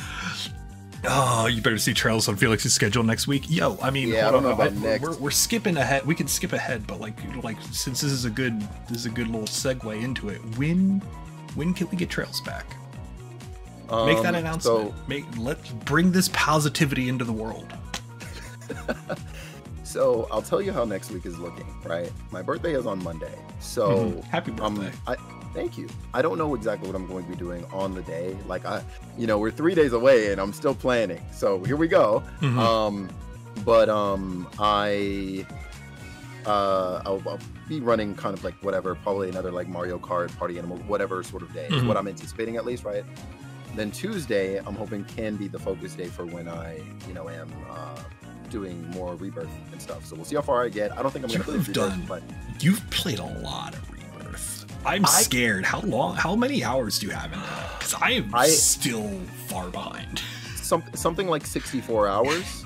And I know that the number would be, I don't want to say close to doubled, but I'd basically be approaching 80-ish or more if I actually was still doing more of the side content. Like, I had to abandon some of the side stuff and like mini games and like Queen's Blood, whatever else, to like focus the story a bit more because I want to get back to Trails.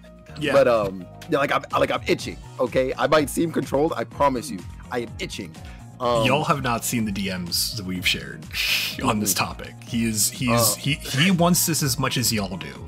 Yeah, but of course, like, unlike the various other games that I've kind of like set down to hopefully get back to, Sea of Stars, Octopath Traveler, to name a couple, I 110% want to finish Rebirth's story before I pick anything. Like, I go back. Yeah. So I understand that because I can only keep like so many stories concurrently in my head. Yeah. So that'll probably be what Tuesday's looking like. But then Wednesday, I'm in the Twitch Rivals like Party Animals tournament. Oh, so, yeah. You're just casually Twitch Twitch partner plus Felix Wind out here doing his Rivals debut. It's so much. And then I'm dropping Fridays after this week and whatever. So I'm hoping like I don't anticipate finishing Rebirth on Tuesday. So I'm hoping that like just go 8 hours before next week. Hey, we'll see what happens, right? Because I would. But we'll see what happens the week after. So I'm hoping by like say the 14th, I'm at least looking to get back into Trails by like that Wednesday. So the 15th. Yeah, that's my current like hope. There you go, everyone. There you go. We've brought this positivity back. For you. I need it.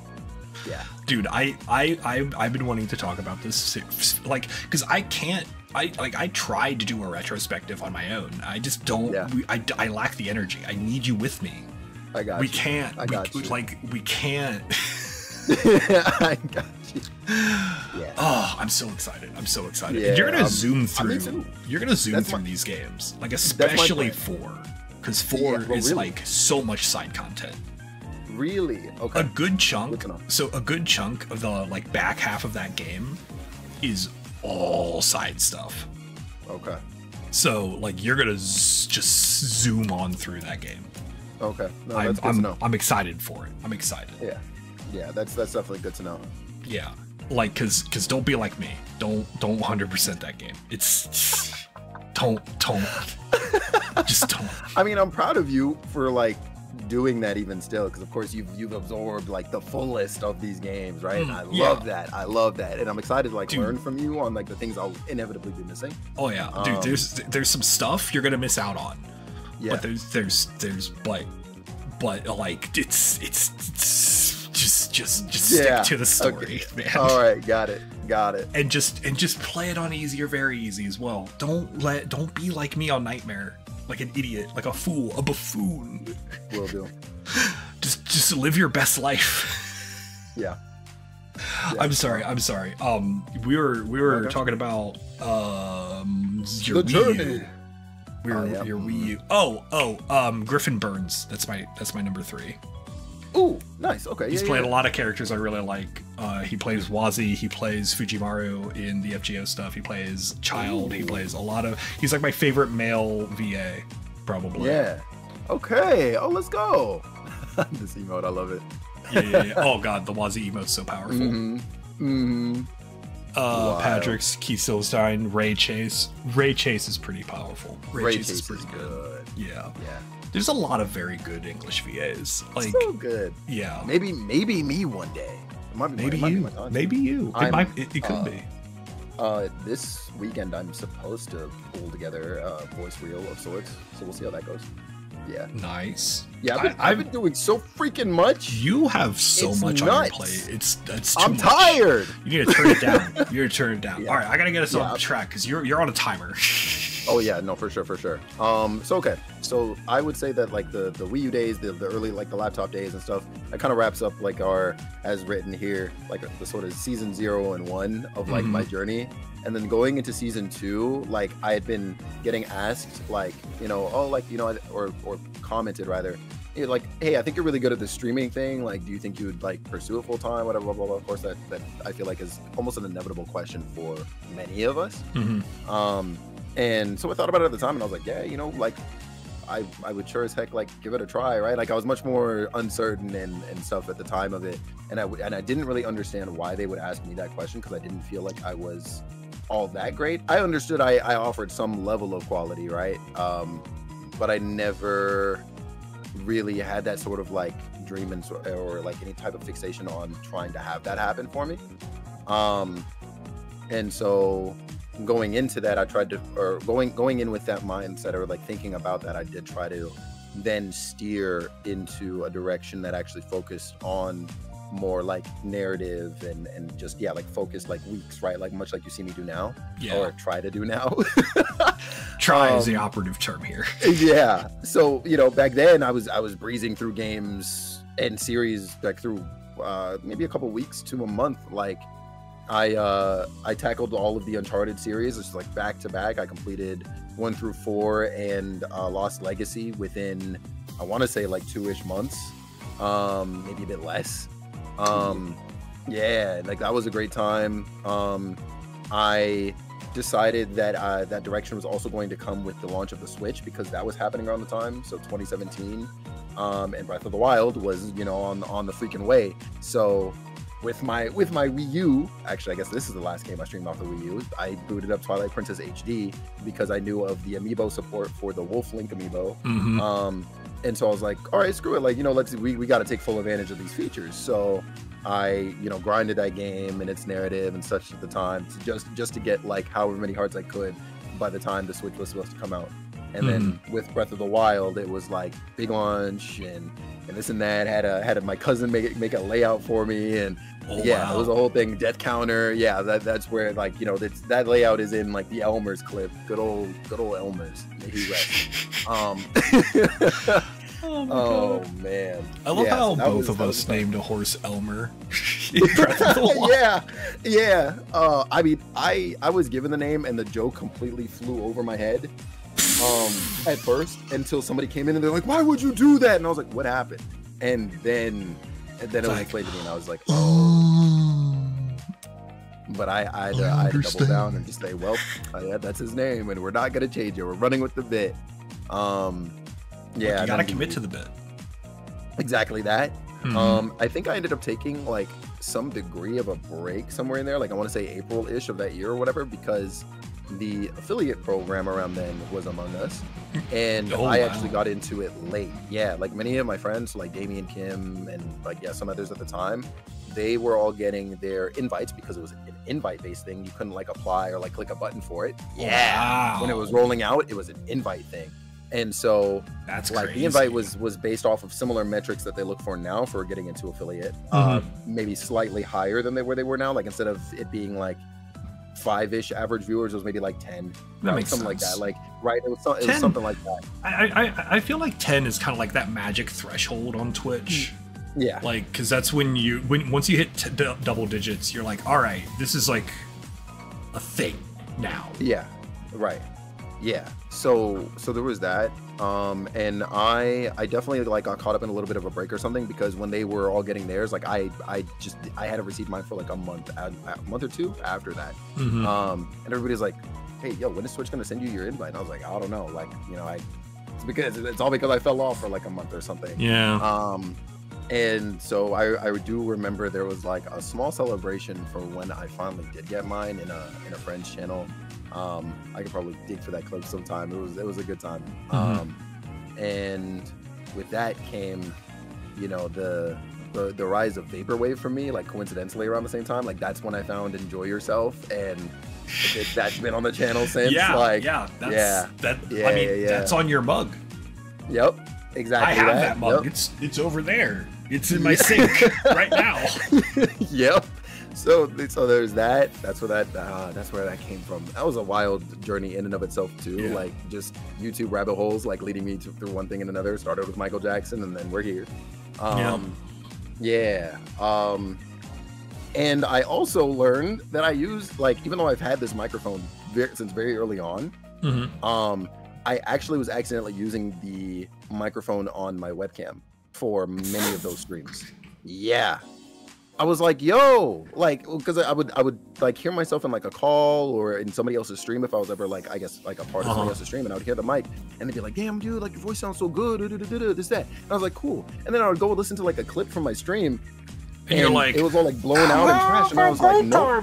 Yeah, I was like, no way they're saying that this sounds good, right? Like, no way.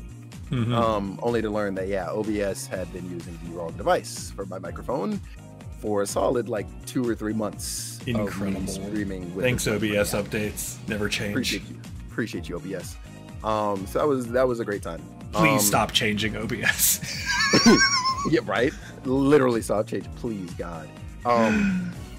Then moving into the sort of like next season was when I started doing, I don't want to say like IRL content, but I did start getting out more and like trying to network more with other like entities, and of course other people in general. Yeah, they're entities. And I started going to TwitchCon. So my first TwitchCon was in 2017. That one was in Long Beach, California. And that was a really, really solid time. I got to meet many of my friends for the first time. Even my like actual like best friend of like over 10 years now. If you ever hear me talk about Brady, I got to meet him for the first time at a TwitchCon, even though like he himself, like he had been very detached from like the Twitch like world in general. He was like interested enough to be like, okay, you know what, like I want to go because I want to see you and meet our mutual friends at the time, because I'd introduced him to like everybody else and so on and so forth. So that was a great time. And then I would go for the subsequent years afterwards in 2018 and 19. One thing I struggled with as well was getting used to like my face being used on various things, like for emotes or like meme pictures, reaction images, whatever. It still kind of like blows me back every now and again, like when I see somebody like use something real clever. But, I remember the first meme I saw that had my face on it. I was like, that's weird. Yeah. I don't have emotes of my face, and the reason I don't, okay, and I don't know how other people feel about this, but I would feel like the weirdest dude ever if I just took a screenshot of myself and cut it out and made it an emote. Right. Like if someone else made it for me and they're like, oh man, this is really funny, good emote stuff, I'd throw it on the Discord, no problem. Yeah. But like, I don't want to make those because that feels real wrong. Yeah. I'm like, I don't like my face enough to want to use it for things. I'm with you on that. Yeah. So the stare emote is incredible, by the way. That stare emote is that one is legend. Like, I'm pretty sure I have a GIF of it saved on Discord. Do. I think I have a GIF of it saved on Discord, or like a sticker or something. It's powerful. It's a powerful stare. Yeah. I mean, obviously it started happening because my reactions are oftentimes, I guess, viewed as pretty powerful, right? So, yeah. I get it. I'm expressive. Yeah. Thanks for putting it.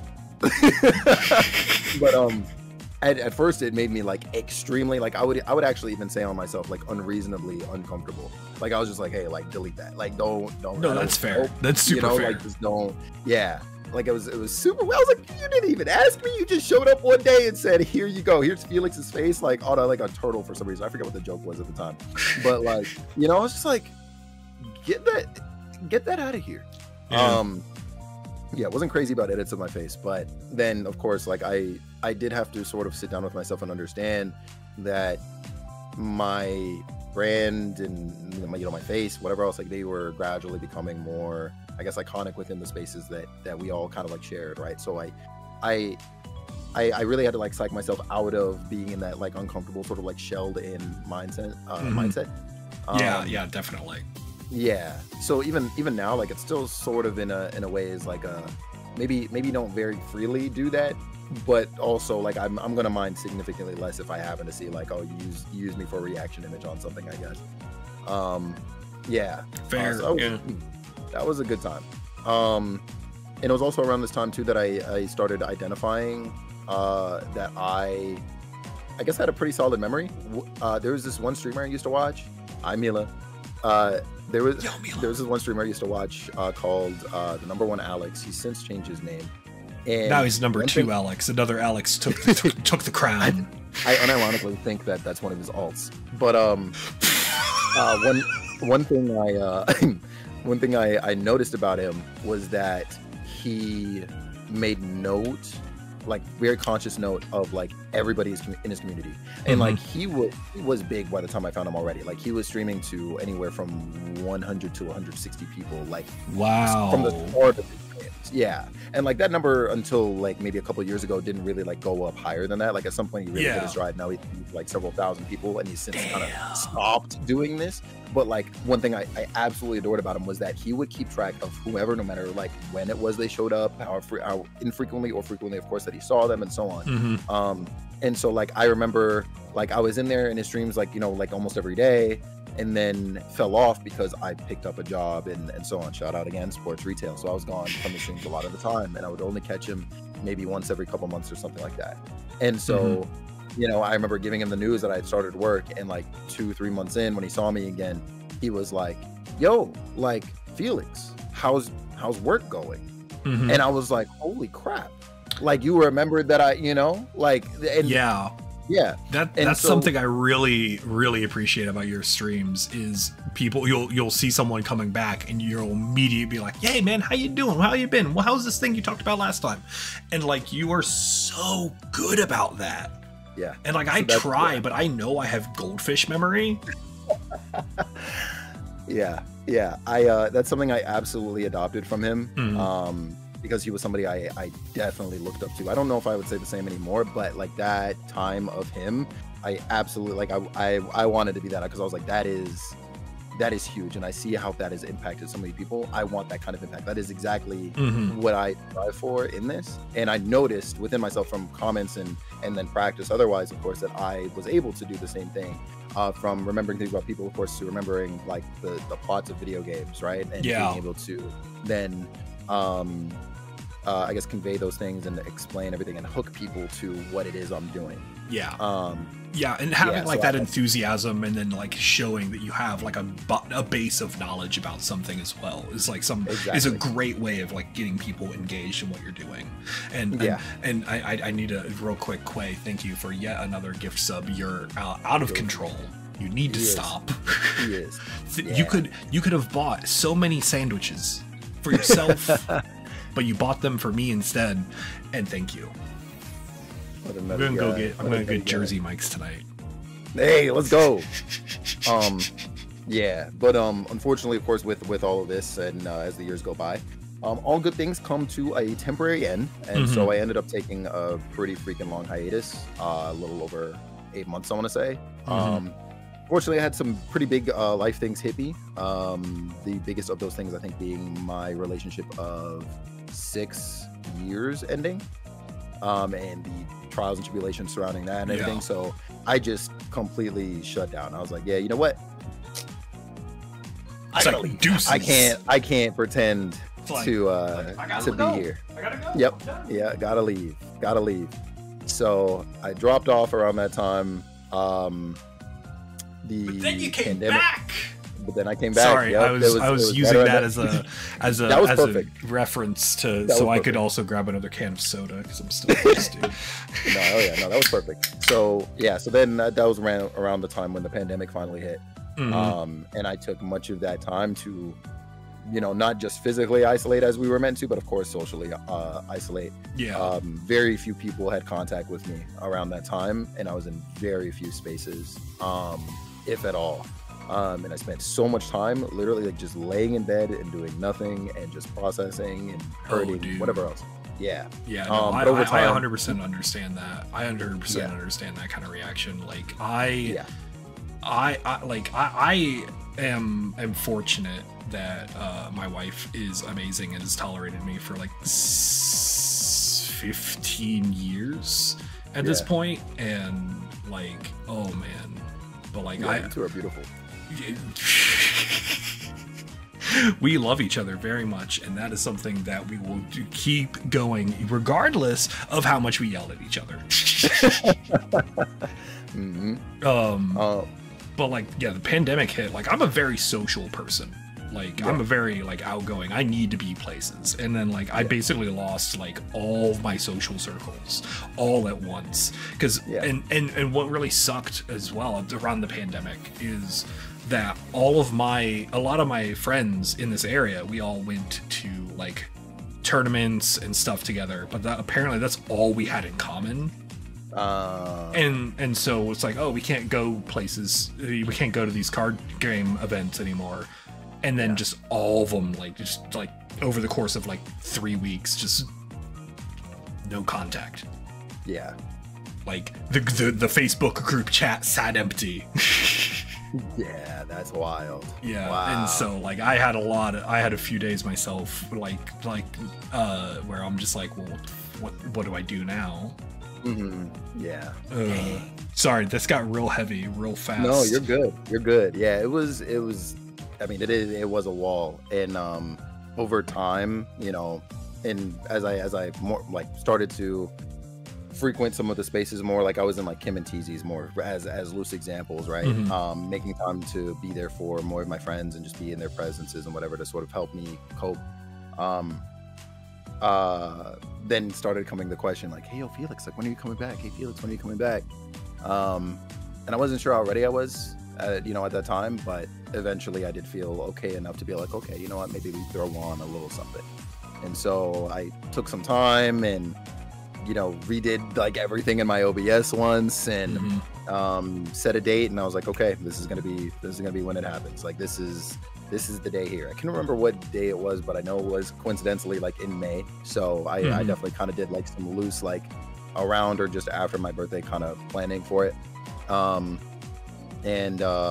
Yeah, and then we've been back since. I've maybe only taken breaks for like the holidays or something, I think, since. Yeah, I think you had like half a month or something that I'm aware of, but like you were like, yo, whatever, it's Christmas. Yeah, literally that.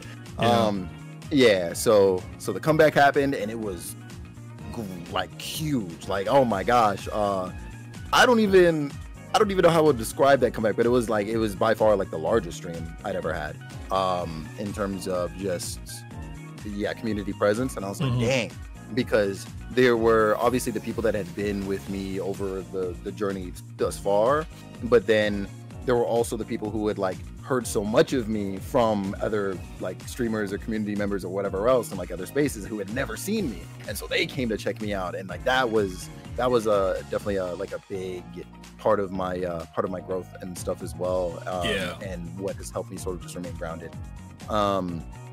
And in that time as well, that's when I met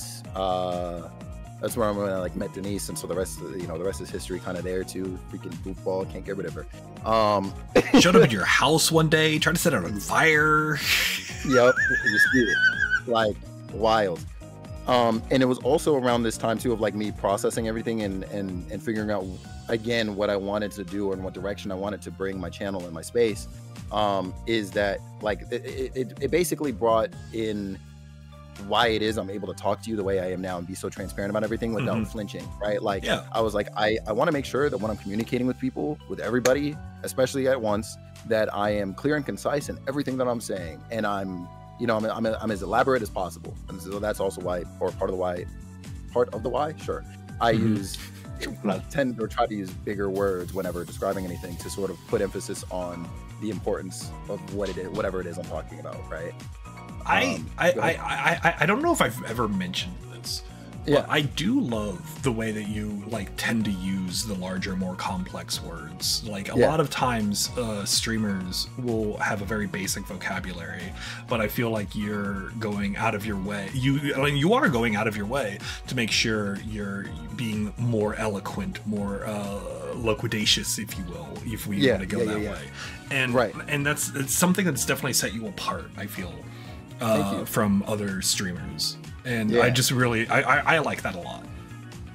Also, you use the term expeditiously in little too often, and it's started going into my vocab, and so now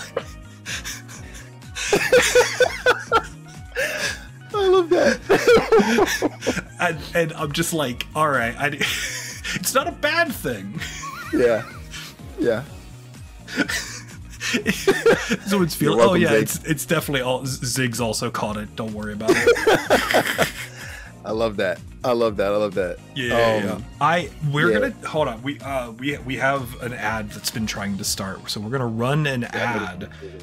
This will probably be the last ad for the podcast, and we'll run just a 1 minute. Most of you are subbed.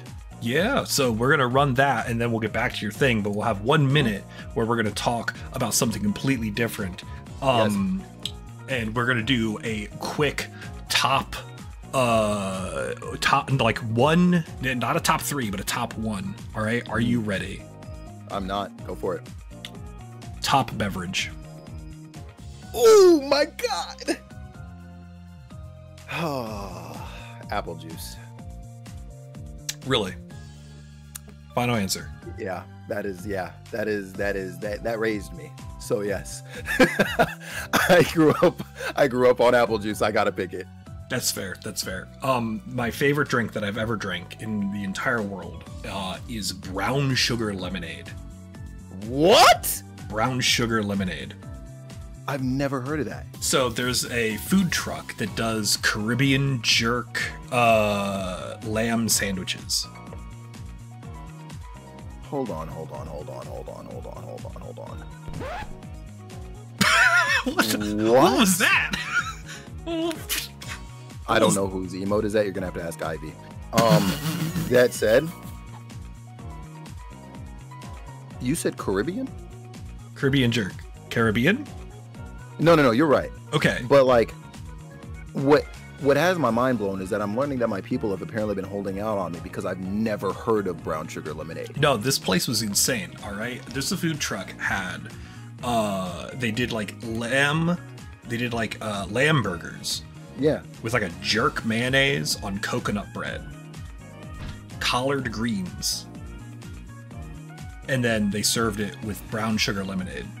What the hell? And I used to get that like 3 times a week because it was incredible. What? I don't know, man. Yeah, I gotta have Look, some man, of that. just make. Don't let your memes be dreams. Yeah, I'm on my way. Say no more. All right. How would I describe the difference? I don't know. It feels smoother. If like anything. Yeah. Like I don't know how to describe the difference, but there is one. Yeah. It feels like smoother. Damn. All right. The ad is over, so we can get back to this. But you missed if you're not subscribed, which you could be, because who knows how many subs Quay has given to people today, and how many of there are. But you just missed food talk. Where were we? Yes. So I'm over here at season 4 of the Felix Wind stream. With the like the core values and such and so forth. One of those things actually was going back on what I wanted to make sure I was doing for myself while here, because I did at some point like kind of sort of fall into what I thought other people wanted to see from me as opposed to like what I wanted to do and so on, right? Like at some point I slipped in this journey, and so I went back to that, and that is why I ended up picking up JRPGs and how I ended up getting into Trails. Yeah. Fortunately, I mean, around the time too, I kind of still had my job at GameStop, and Cold Steel 1 and 2 were sitting there, and I was looking at them. I was enamored by the box art. I was like, hey, that's anime. Like, you know, I was no got them right here, but I was looking at this, and I was like, that's anime. Like, what's up with this? Yo, I love anime. Right? Yeah. I was like, what's going on with the anime? Like, what's happening with that? So fortunately, my manager was knowledgeable enough to give me a rough synopsis, and I said, oh yeah. You know what? I'll put those in the bag for me. I'm gonna buy those. And the rest from there is kind of sort of history, because it was shortly, or not terribly shortly, but it was sometime after that, and me running through Cold Steel 1 and 2, and then, 1 rather. Yeah. And then doing sort of visiting of other titles, going back to Sky when I met you. Yeah. And so you've been there since then, and like that in itself is so wild to me. Freaking what, 2022? Like, yeah, something like that. It's about 2 years ago. Because it was Yeah. really early in my Trails journey as well. Because we were both Yeah. playing Sky at the same time. And yo, Wicked, thank Yep. you. Thank you. So for the 29 months. Here to see this channel off. Yeah. Yeah. Well, Hey, we're we'll be back tomorrow. yeah, we'll be back tomorrow. Yeah. This is it's a season finale, not a series finale. Precisely. Yeah. Um, I also love Yeah. having the Trails in the Sky Blu-ray just at my desk at all times because it's Yeah. a great physical prop and also Yep. a good anime. And if people Yeah. tell you it's not a good thing, a good anime to watch, they're lying to you and want to keep true. cool things from you. it's true. It's true. It starts off with Blue Blanc casting Ariel. What do you want? It's the best intro of all time. That is amazing. It's That is incredible. amazing. Oh, He quad casts an Ariel. What are you talking about? This is bad. absolutely wild. Yeah, so you were doing a lot of JRPGs. You were doing a lot of more narrative-driven games, and that was and that worked really well for you. Yeah, surprisingly. And like you were mixing that up with like the community days of Mario Kart, which those are the craziest days. Love and hate Absolutely that game. unhinged behavior and some for sure. hinged behavior. Yeah, definitely, definitely some of that. Yeah, I knew very early on, fortunately, that I never wanted to like actually pigeonhole myself into a singular category or anything like that, or like stick to a niche, so to speak, because I had adored and loved so many things. Like Kingdom Hearts was a pretty big mainstay of the channel to some point in my journey as well, and that culminated more coincidentally with the release of Kingdom Hearts 3, to be honest with you. Like I managed to wrap up the series like shortly before that series Kingdom Hearts 3 came out, and so like that was a good like payoff and everything too. Hooked so many people like during that time. Yeah, I've definitely made like a lot of that was a good time right there. Yeah, like made a lot of friends and connections like with people during that time, and like so many of those people are like with me today, right? Like and so finally, I guess like just, you know, whenever it started hitting with during Trails of all times too, like that's when I really caught that stride that everybody has seen me on, that I would say, you know, I've obviously still got now. And it's been unreal, because it was always one of those things in the back of my head that where like if I was going to apply for a Twitch partner, it was going to be, you know, I guess sort of like on my own terms. And when I say that, I mean like I want to see the community like naturally grow to this point to where I'm just eligible. It's not really like a push, I guess, so to speak. Because I think I tried to do like a soft push at one point and it didn't work out at all.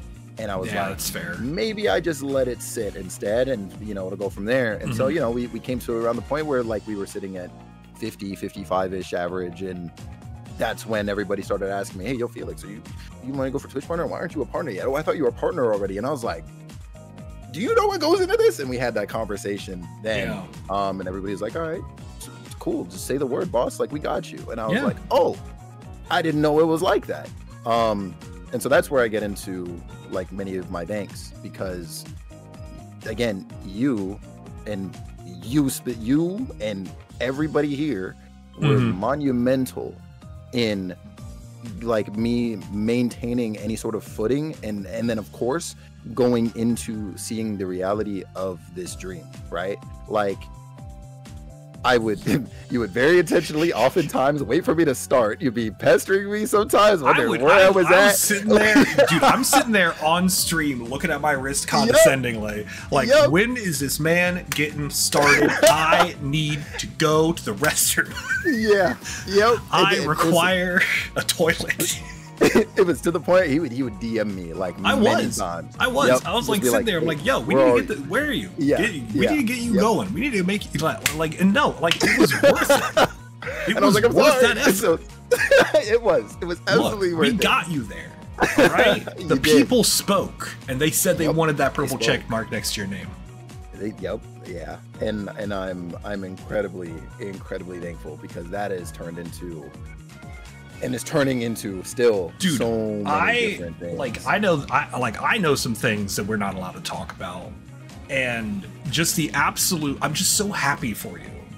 For the absolutely just incredible opportunities that has just doors have been opening up. Yeah. And I'm so excited to see where your stream goes from here. Me too, because at this moment, like with how fast everything's kind of hitting me now, I have no freaking idea. Dude, you've had like whole weeks of sponsored content. Yeah. Yeah. Another one pending, by the way. I haven't had the time to respond. FF7R sponsored too? It is. It's my 10th Square Enix sponsorship. Yeah. Yeah, you got FF7R, one of the biggest releases that's coming out this year, and you're a sponsored streamer on that. Yeah.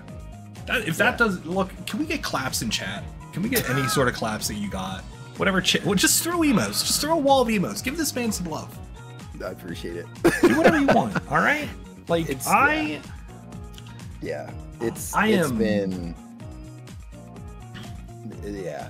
been so much. Do I even have a clap emote? Do I have my own clap emote? I don't know. Did you get one of the spiffy ones? I think I do. I think I have it on my Discord, but I don't think I put it on Twitch because I'm an idiot. But now we have a bunch. Because we had a bunch of Twitch. Like new emotes. We have a bunch of new emote slots, and I haven't done like anything with them because I'm a fool. A buffoon, even. Don't get like me, because I thought I had like emote slots kind of figured out, and then I saw how many opened when hitting partner. Dude, that was stressful. That was stressful looking. That's a spiffy emote too.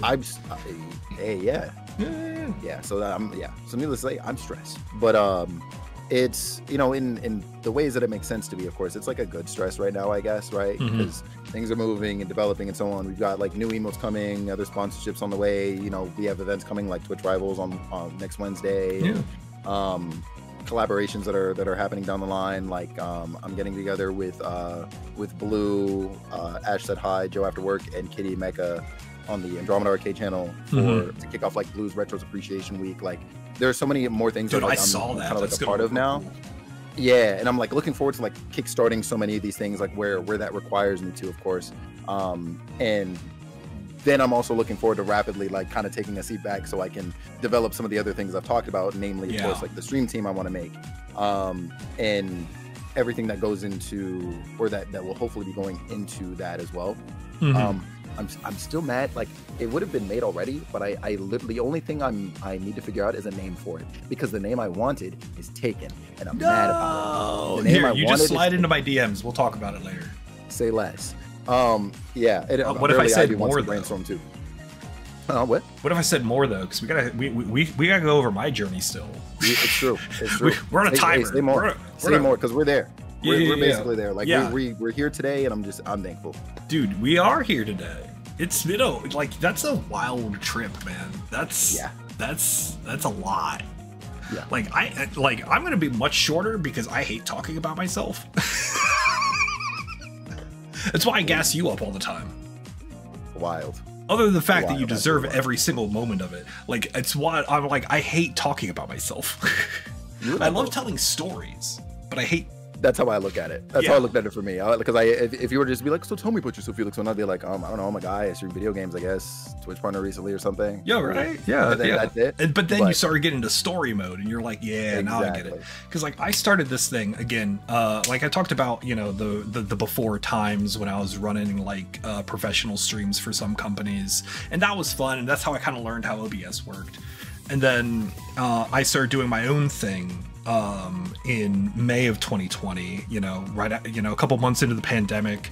I'm tired of playing Animal Crossing New Horizons for the Nintendo Switch every single day for 8 hours a day, and I started streaming FGO, Fate Grand Order, and we are, and that's what I did. I did that 5 days a week because like my wife was an essential worker, so she was going in to work every day. So I'm just sitting in the apartment by myself, not doing anything. I didn't even have the cats yet. Yeah. I didn't even have the cats yet. Like, so I'm just sitting there twiddling my thumbs, sleeping it off. Yeah. And then I started streaming FGO, and I was doing the story, and I found a pretty good niche for myself. I found a kind of a good gimmick. of like, I had a character, Spartacus, and I basically was like, I will use this character and the character that the game gives you at the beginning of it. Mash. Do I have a figure of right here? I love her very much. Mm-hmm. And I'm like, these are my only two characters that I will use, and then whatever the story gives me. Yeah. And I wanted to beat the whole story that way. And we were on that journey for like a year and a half. I did a lot of really it was a very cool challenge run. And also playing the game at 1x speed. Yes, it's something here at the 1x speed call. Yeah. People do not. People got on me all the time. People got on me all the time. They're like, "Why aren't you using the faster speeds?" I'm like, "Because it looks worse." Literally. And also, it's too fast. It makes me not able to focus on what's happening. Like, I don't have a good attention span. Yeah. Yeah, they got, oh yeah, people were like so up in arms randomly about it. They'd come into my chat and say, why is it just faster? And I'm like, okay. Yeah, until the Shimosa fight comes out. Oh man.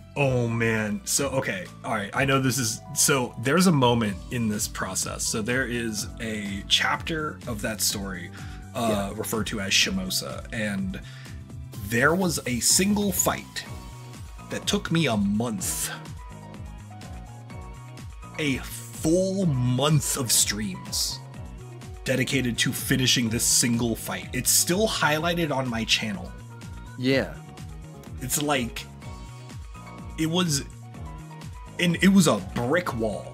It took every single ounce. Like I had like a whole, fortunately it was at the same time as like some seasonal event. So I was like, okay, I'll do the seasonal event and then we'll take a couple pot shots at this and then we'll do more seasonal event. And I was building up like a ringer like character for that. Yeah. And it was an experience. Yeah, it's one of those gimmick fights that like everyone struggles with, and like normally like there's like a revive mechanic that you can use, but one of my rules was I was not allowed to use it. That was one of my rules is no, I am not allowed to full party revive. Not a thing I'm able to do. And that was a bad time. But finishing it was like one of the I was like, oh, I'm too powerful now. And I was doing like basically that until Genshin Impact came out. And I swapped my time between mostly FGO still, because anytime I dipped out of FGO, my viewership was like tanked. My engagement just absolutely evaporated. Yeah. Could I still do the full NP charge one? Yeah, I could use the seals for anything I wanted. You get like 3 seals that recharge daily, and then like you like if you use all 3, that's your free revive. You could also spend one of the premium currencies to revive, but you know, who does that? Of course. Yeah, but I did Genshin, and like that started to get a little bit more traction over time.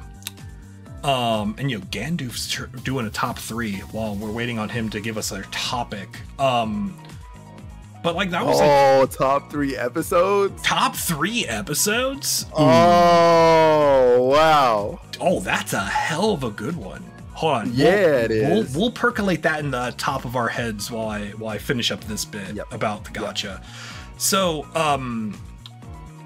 December of 2021, I tried my hand at Final Fantasy VII, which I hated. It's a bad video game. It's not a fun time. Just design your maps better.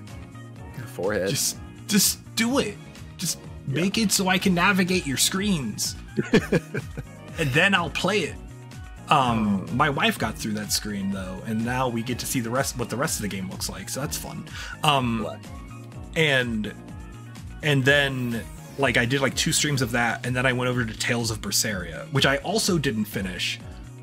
but mostly because no one would engage with me during those streams. Like, I think I had Wicket and like maybe one other person, and that was it.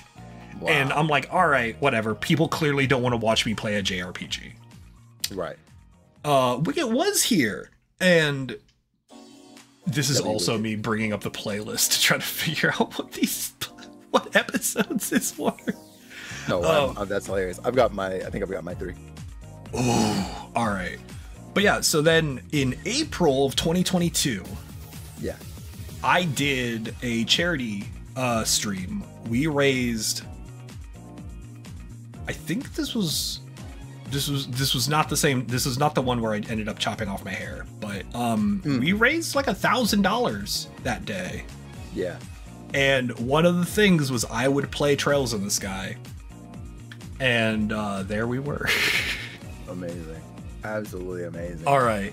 What are your top 3 One More for the Road episodes while I go look up the playlist so I can kind of refresh my mind? So in no particular order, it would be the Cold Steel one we did. So the first Cold Steel. That was a good episode. The part that we did. Yeah. Because I feel like at that point is when you would manage to get like an idea of how you wanted the thumbnails to be. So like that's when like all the formatting and everything like really came in. Yeah. And I want to say off the top of my head that it's probably one of the, if we're thinking like of like an analytical, like, metrics wise, I think it's one of our most successful episodes. That sounds accurate. Yeah. So there's that one. I really liked our parasocial relationships one. That's one of my favorite ones. That's one of my favorite ones. We resonated with a lot of people on that one, and I love that one. I wish that episode did better. I feel like it's because I'm bad at thumbnails, and I feel like that does a lot. I get that. I feel like that does a lot to hinder the episodes. I can get that. I can get that. I love them, but I do understand, of course, too. Yeah. And then third one, Zig was there. We still somehow, maybe if you want to, need to continue this. But when we were doing my tier list, I guess, for the Arknights characters. Yo, you remember that? I do. Yes, we do need the Arknights fashion review. Yeah. Those are probably my 3. That was a really good. We do need to go back and do that. Yeah, we have so many more characters. Oh, the thing that's crazy is we got through like 2 like classes out of like 8, and it was 3 hours long. Yep, insane. That one was actually incredible. My top 3, again in no particular order, and I get to cheat because it's my series and I get to say what's canon and not. Go for it. The Xenoblade series retrospective. That was before me and you met. Yes. But that's when I came up with the format. It's when it was a 4-hour and 40-minute episode.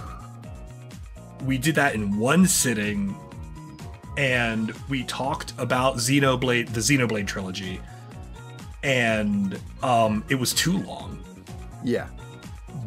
And but I loved every second of it, and it's what kind of got me into the idea of contacting you about doing our Trails retrospectives. Yeah. And after that, I was like, that one got me revved up to want to talk about things and want to do analyses. Yeah. I'll also say the Cold Steel episodes. I think that it's when we solidified the visual identity of the show. It's when we created the proper logo for it. That logo right there, it's very simple, but I'm very proud of this. It's so good. I'm very, very proud of this.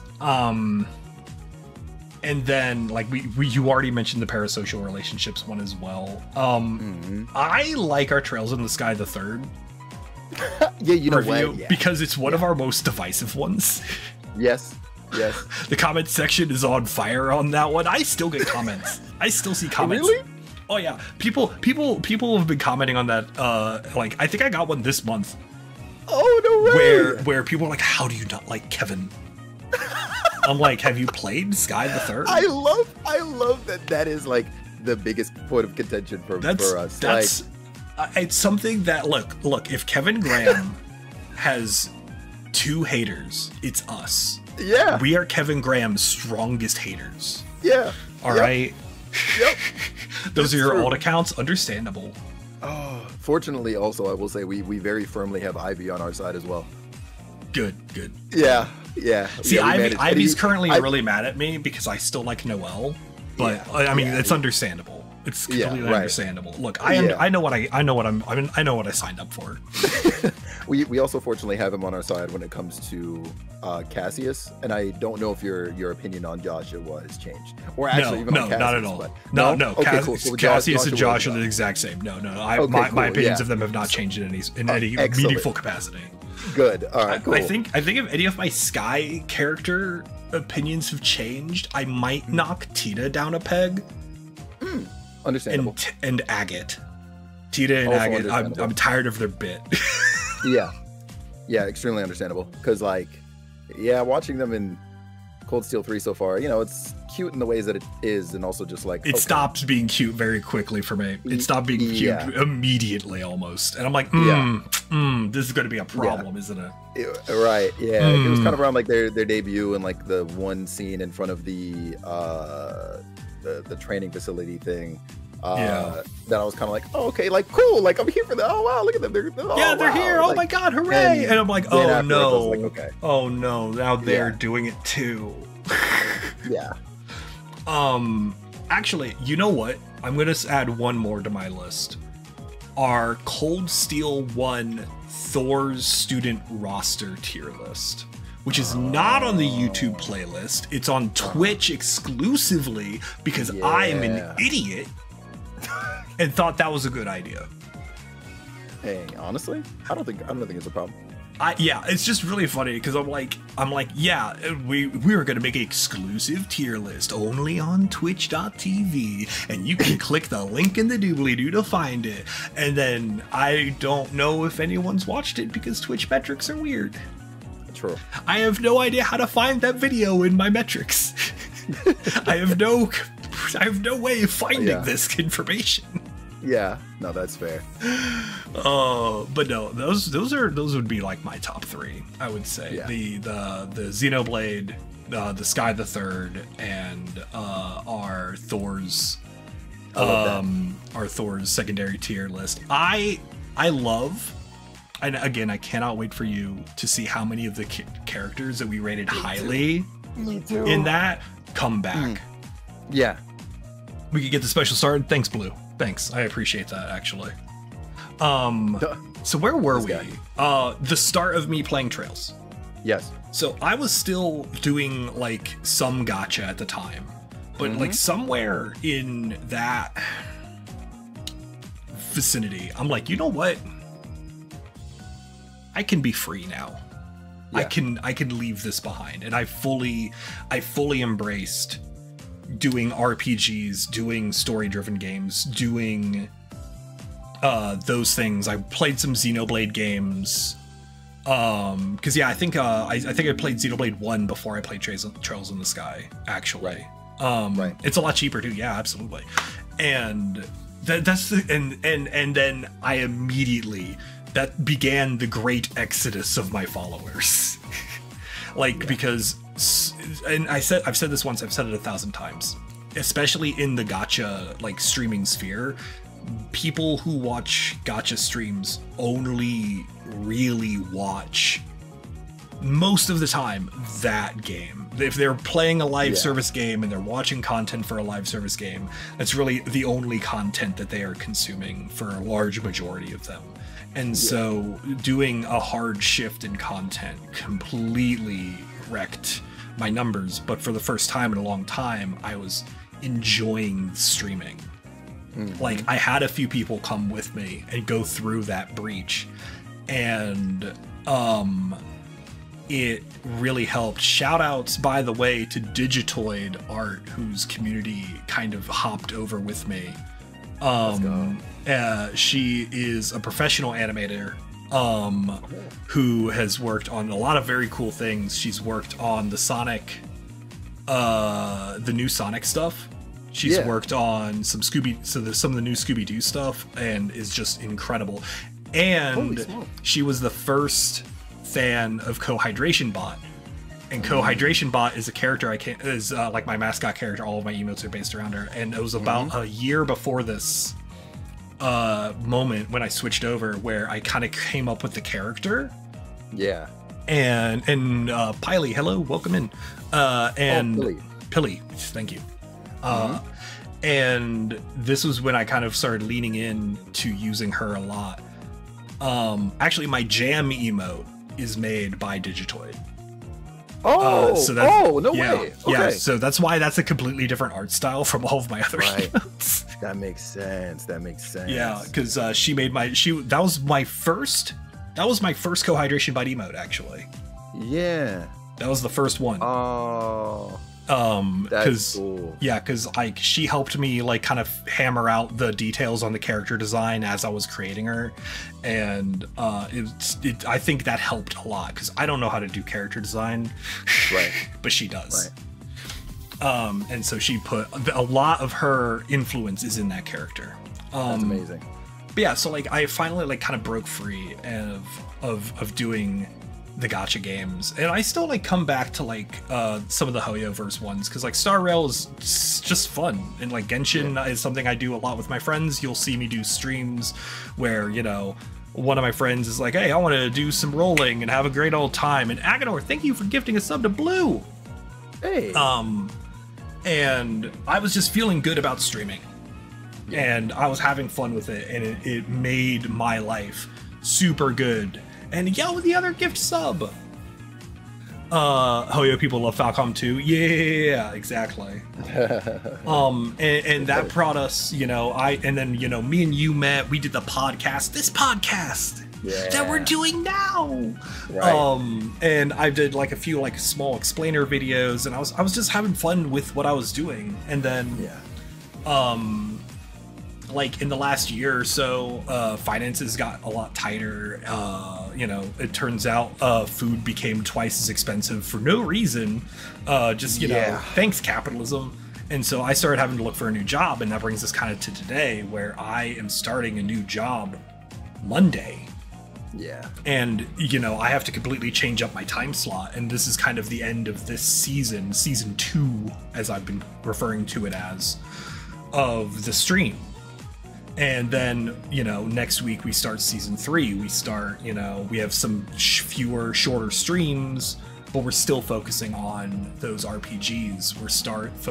I'm focusing on, you know, having these experiences and sharing them with people, and getting to tell these stories and putting them out there in a way that makes me happy.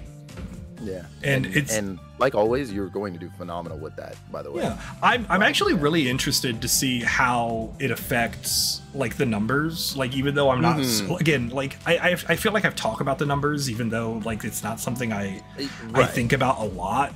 But like it'll be interesting to see how like moving to like prime time for Twitch is going to really affect like viewership and stuff like that. Because I know a lot of my regulars aren't going to be able to come. And I feel bad for that. Like, it feels bad being like, hey, I know this is something you've had for a long time, and I'm taking that away, but like I gotta do what's good for me. Like, and unfortunately this is not sustainable. But I still want to keep bringing joy to people. I want to, you know, hopefully make it so people can enjoy video games and enjoy these experiences that I'm sharing with them. And so that's why I made sure I was talking to my wife. I'm like, hey, I gotta make sure I can have days where I'm able to stream, and like she's agreed to like 3 to 4 nights. You know, we're gonna be doing I'm gonna be doing weekends early. Okay. But those might move to like a Monday, Friday evening kind of thing. That makes sense. Yeah. Because like I have obligations on Tuesday through Thursday. Yeah, Well, of course. I got family Doctor Who night, you know, until we run into Doctor Who, I guess. True. And then maybe it'll be Monday, Wednesday, Friday, and I can drop weekends. And then, but like weekends are also going to be like really sporadic, not necessarily locked in because, you know, what if I want to do something on a Saturday? Exactly. Yeah. You guys are only partially replaceable. Thank you, Zig. Wild. I love, and I gotta shout out like my whole mod team. All of you have been sticking around for entirely longer than I expected, and y'all are the coolest people on the planet. It's true. Like, Yeah. I am so blessed to have the team that I do, and just the friends that I have made, and I'm Yeah. looking forward to keeping going with this. Now I know you're Hell still yeah. on a timer. Do you need to? Do you need to go? No. I'm okay. Okay. I'm good. Okay, I'm you're good good? to close out and stuff. Yeah. All right, so because we got the closing points Yes. here, and if you wanna take point on that. Yeah. So let's see. As we close down here, is there anything that you say you would change about your journey thus far? Like, I wish I got out of gotcha faster. that's fair. I wish I Yeah. would have pulled that trigger, like ripped off that band-aid much faster Yeah. than I did. Like I don't regret like that journey. I don't regret like that thing, but there was definitely a time where I was just kind of spinning my wheels, waiting for that game to create content, like waiting for that game to release more story and not really doing anything with my content, not really having. There was a good chunk of like 5 to 8 months where I just kind of was spinning my wheels, and That makes that's I wish I would have hopped on to other things much sooner. Yeah. What about you? Similar in some ways, and then I also primarily wish I picked up video editing sooner. Like I wish I started up like YouTube sooner and like didn't let myself get super caught up in that hurdle and thinking like, oh, I just can't do it. Like there's no way.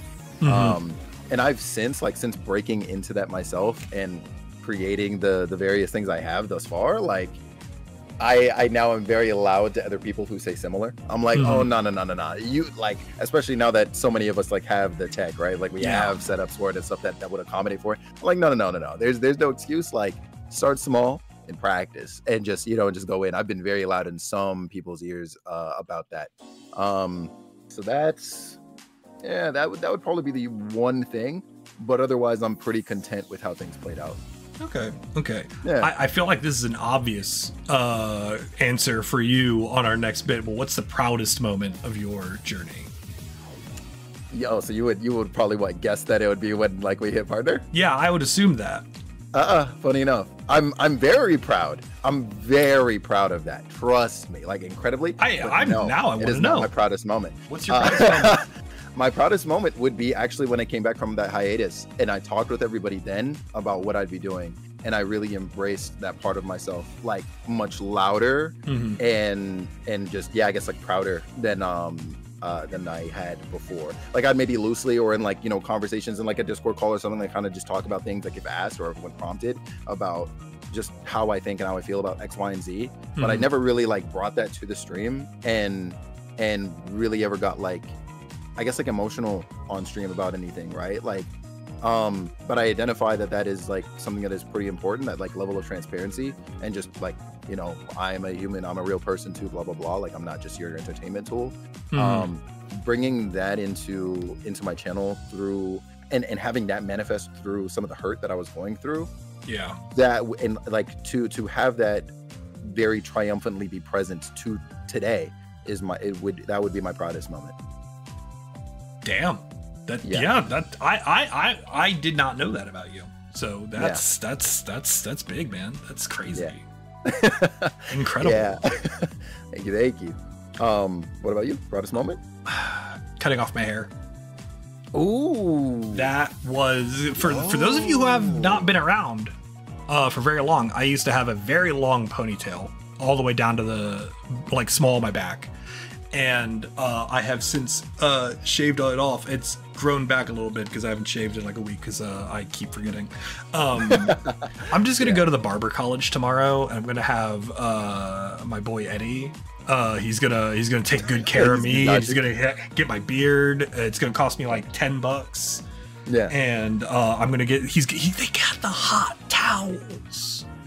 Ooh. It's worth it. Can't go wrong with that. Yeah, that's why I was like, around Wednesday, I was like, okay, I could shave this off, or I give myself the excuse to go to the barber college on Saturday, and I don't do that, and I get the hot towels. But I cut my hair off because we raised $4,000. It's actually where I got this hoodie for the American Society for Cancer Research. Yeah. And it was great. It was a good week. That's a lot of dollars. And we did a hell of a run of it. Yeah. And then I was like, I made like kind of a joke. I'm like, if we raise another $1,000, I'll cut off my ponytail. And then we did it. And then wild. That's amazing. And so I did that. I cut it off on stream. Like the YouTube video is still up on the channel. I remember that. Yeah. And I sent that video to like my whole family. I did not tell them at a time. I told no one in my family other than my wife. And I was just like, hey everyone, watch this video. Yeah. It's like, what have you done? My sister, my sister's still mad at me. Oh yeah? Like, God. It's been like 2 years or something. It's like a year and a half. And she's like, when are you growing your hair back? I'm like, I'm not. I like being bald. She's like, but you have such cool hair. I'm like, yeah, but it's not your hair. So why do you care if I'm growing it or not? Right. Like, it was a cool ponytail, but like, it's not that cool. Right. But that's like raising all that money. We've raised, this stream as of right now has raised $6,500. Damn. Y'all are nuts. Wow. Y'all are powerful. Yeah. $6,500 in 4 years. That is incredible. Y'all are. I did nothing. I did none of that. I just sit here and play video games. Yeah. So with that triumph, right? Like under your belt and stuff, like, what would you say content wise? Because we obviously know, new job Monday. What would you say content wise or channel wise, whatever else, like, projects, big, small, what is next? I know you mentioned like StreamerBot earlier. Do you have anything else kind of like in mind? I definitely want to work more on getting StreamerBot to do some more stuff for me. And I think as well, I might do kind of like a light rebranding. Yeah. Just because like there's so much stuff on my channel. Like my panels are from 2020. Like I haven't updated any of that crap in forever. And so kind of going in, I want to do kind of a light rebranding, kind of go top to bottom, not redo my overlays, because I like my overlays, but like actually add some of the functionality that I've been meaning to for a long time. And this is one thing that's going to be nice about this new job is I'm going to be able to afford a graphic artist, so I can make like a logo and everything. Yeah, I'm looking forward to that. Yeah, so I'm really looking forward to doing that, and I think if I have any sort of large project, there is something I've had in the tank, and I wanted to talk to you about it. Yeah, actually, and it has to do with that voice acting thing you were talking about earlier. Oh yeah, so we're gonna talk about that, but that's gonna be in the back end of things. Because I gotta, we're gonna it's gonna be a good time. Oh, I'm excited because I have no idea what this is. Oh yeah, it's gonna be exciting. I've got some other people involved with this. This has been something I've been cooking for a hot minute. But we're getting ready. We're finally kind of in that pulling the trigger phase. Yeah. Okay. What about you? What do you got coming up? Well, you've already talked it pretty much at length about what you've got coming up, actually. So, like, if you want to know what he's got coming up, you gotta go back and watch this video again. Just do it. Like, comment, and subscribe. This is going up on YouTube. What? I got nothing else going up on Monday. That's fair enough. That's fair enough. The short recap of those things would be, I'm putting out a voice reel. That is happening. I'm still working on the comic, so I have to get significantly better at updating my my Ko-fi community on that actually.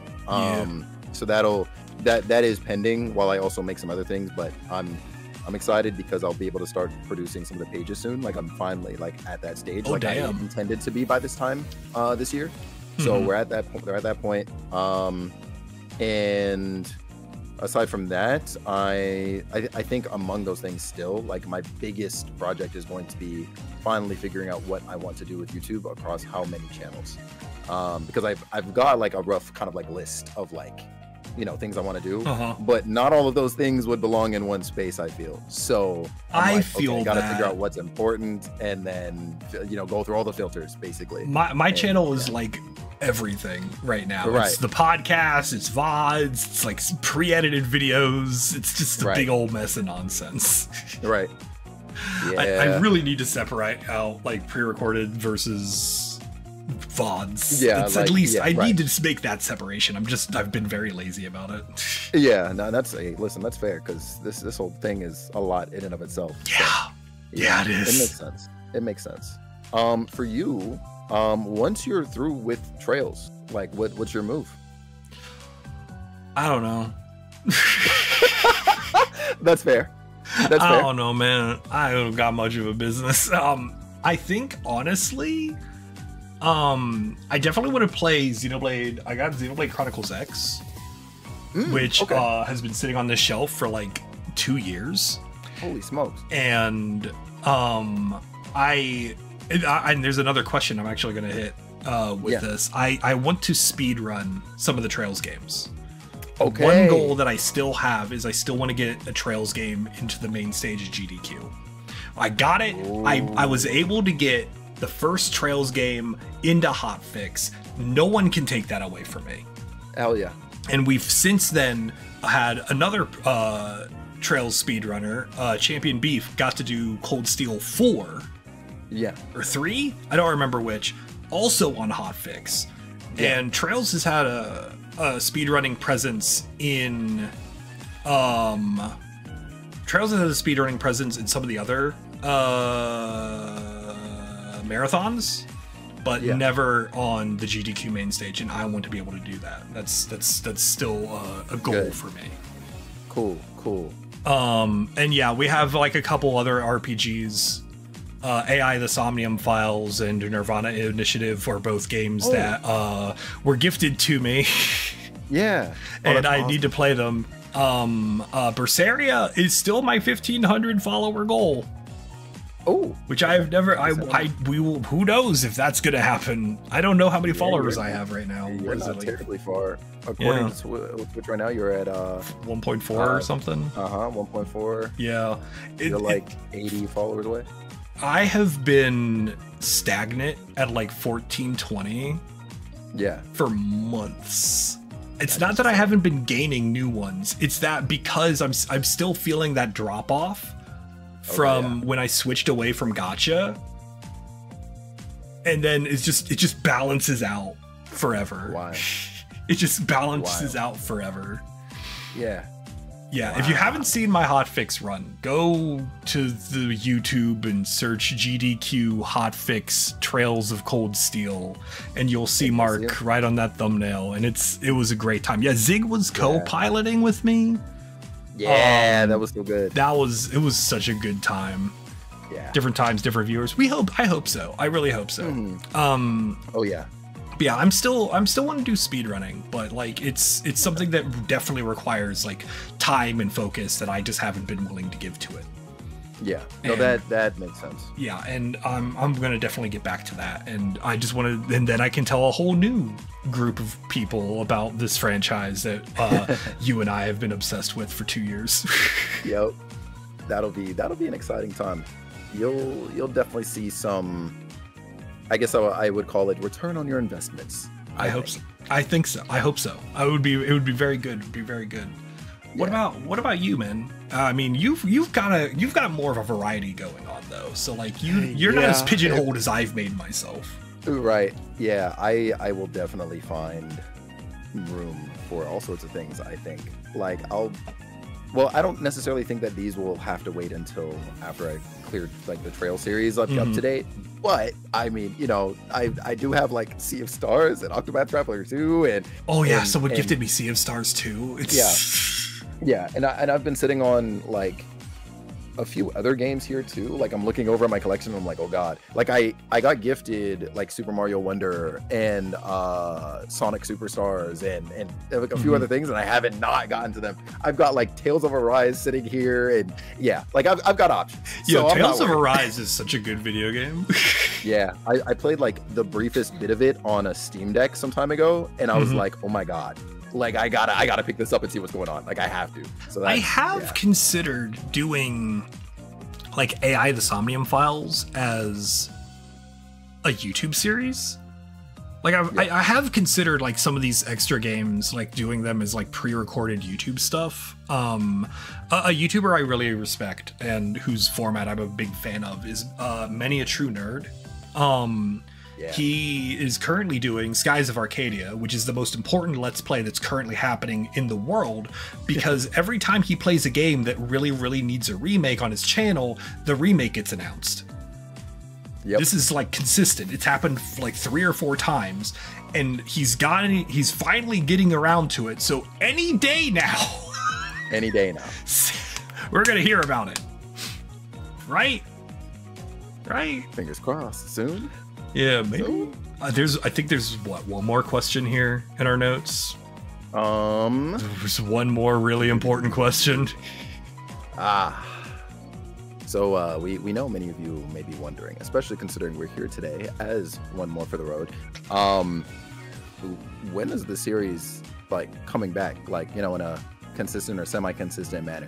That's a good question. I know it is. Yeah, because you have had the partner push, which has taken up a large quantity of your time, and I can finally say that my job hunt has taken up basically the majority of my free time. Yeah, and now you've got the job. Now I've got the job, which will take up a chunk of my time, but less of my mental energy. Yeah, because job hunting is a significantly different beast than job having. Yes, because you're never quite off duty of a job hunt. Exactly that. And it's just the most mentally draining thing in the entire universe, and I hate every second of it. And I feel like we probably should have talked about this before we just went live, because I'm willing to start this back up, but I don't know when both of us are available at the same time to record episodes. Right. So we'll say that the answer for that for now is still pending, because it's still pending. Have to communicate on that bit. But ideally, of course, like now that both of our 2 major sort of like, I guess, life goals right now have been met, we, you know, we'll be sure to talk about it and get that to you sooner rather than later. Like I'm going to put a super like random tentative like this is when it's happening, or roughly when it's happening. I would say probably look to July, so that way we give Eric time, of course, to acclimate to the responsibilities of his job. And I can rest. Yeah, you need, because after Wednesday, maybe don't talk to me for a bit. Like, I swear to God, don't. Okay. Okay, that's fair. But no, I think that July feels like a very safe bet for both of us to A, get our asses together, and B, get into the thing we want to be getting into, and Gamma, I don't remember what I was doing earlier, but it's definitely not that one, is getting time to figure out our schedules. Precisely. Gonna bother him on rest day. Denise, we know you're gonna bother him on rest day. Yeah, of course. You were looking to take advantage of my rest days, and you're gonna tire me further. So, you know, there's that. Guaranteed no take backs. Oh no. Oh no, it's been recorded for posterity. But yeah, I think that I and if there's topics you want to see us cover, like, tell us. Let us know. Because God, reach out to either one of us. If we're not covering trails, we don't know what to talk about sometimes. We've hit all of our major, like, random franchises. Yeah. we've done all the big ones. We gotta figure it out. Please tell us what you want to hear, and we'll talk about it. It'll be a good time. I think that's everything we wanted to talk about. Is there anything I can't think of anything. Nothing Chat, do you have questions for us? Yeah. Speak now or hold your peace. And then Felix, we can get you to your collab. Yo, right? Yeah. Yeah. And thank you again for like actually taking the time and sticking around through the technical issues and all that other stuff. I missed you, my friend. I missed you too, man. It's always my honor and my pleasure, of course. Like, you know, it was going into One More for the Road. It was obviously a little alien for me, right? Yeah. Like I was just like, he wants me to co-host and like kind of like partially like own this thing with him, and I you know, it was you know, just super new and just different for me at first, but like now I very much like you did going into it, you know, like it's very much also like a baby for me as well. Yeah. And I'm like super happy to be here. So for you, when you asked, I was like, oh duh, like I'll put everything aside. Like, what do you mean? Like no problem at all. So thank you for reaching out. Congratulations again on 4 freaking years. Congratulations on the new job as well. Like, dude, you deserve all of this and then some. It's been a good couple of weeks. Couple of weeks, I gotta say. And I got a cool cake for my birthday. My sister got me the abundant cake, which I ate all of already. I just shoved my whole face into it as soon as I was allowed. Because, hold on. So this is actually a really funny story. And I did see your question up there, Blue. She kidnapped me on Saturday. And she's like, she literally showed up at my house. It's like, get in the car. We're going to barbecue. Holy smokes. And she took us out to barbecue. It was a great time. And then she's like, oh, I got this bundt cake. And I'm like, it's Passover. I can't have cake during Passover. But I will put it in my fridge and then I will eat it on Tuesday. And then Tuesday came around and I just shoved my whole face in the cake. It was delicious. I was just awesome. Like, incredible. But someone asked when's the meetup, and I feel like maybe not this TwitchCon because it's like really soon. I feel. Yeah. But like maybe the next one that you're going to? Yeah. Because I do hope to also be there in 2025. So 2025 TwitchCon? Yeah. Or maybe if like you get dragged over to some other random con in the States. I was going to say, yeah. Like I've got interest. I've got interest in going to like a PAX or like a or like what's it called? Not DreamCon, but there's like one other one in DreamHack. DreamHack. That's what I was thinking of. Yeah, like a DreamHack. PAX East is really close to me. Yeah. So if you go to that one, that one would work real well. Yeah. Because that one I can just schlep on right on over. Because I like almost sapped that a couple times. Oh, nice. Okay, yeah. I was like, that might work then. Yeah, I'm like, oh man, because I got reached out to back when I was a prolific Magic the Gathering judge. They're like, hey, you want to judge PAX East? I'm like, yeah. Do you have a hotel for me? They're like, no. I'm like, well, then I guess I'm not going to judge your event now, am I? That's wild. Gen Con gives me my hotel. Be like them. It's actually really funny because it's the same organizer that does the hiring for both events. Yeah. And like, why? Like, you know, I don't have money. I do your events. You know exactly how much you're paying me. That is goofy. Wow. Oh, so there you go. Yeah. Anyway, I think we're good. Unless anyone else has more questions. Maybe not. But I think we could wrap this up. Yeah. Anyway, so I guess that's been One More for the Road. It has been One More for the Road. I don't have a cool credit sequence for this one because it's live and I didn't make a thing. But like, just pretend that the music's coming in. Hey, honestly, for the better, anyways. I will say because due to the post partner celebration stuff, like the sub list is like 600 people long. So yeah, it's for the better you don't have the credits this time. Do you know how Yeah. long it takes me to render just the credits? Yes. So Do you have any idea how long those credits take Yes. to render? yes. When you had like 50, and now you're Yeah. telling me there's 600? yes. That will take my computer will crash. let me look right now at like how many points we're still sitting at, because obviously the number is like going down now that the month has passed yeah, over. yeah. But like, hold on, where is it? You are actually, you're an insane person. It dropped significantly because of course we passed the 27th, so bless. But what's it called? We're at 181. I promise you, literally like 2 days ago, it was at like 650 something. Damn. Yeah. Yeah. See, now that I'm going to be gainfully employed, I'm going after your tier 3. You don't got to do that. I want whatever that emote is. What is that emote? The think one, I think, is sitting there. Incredible.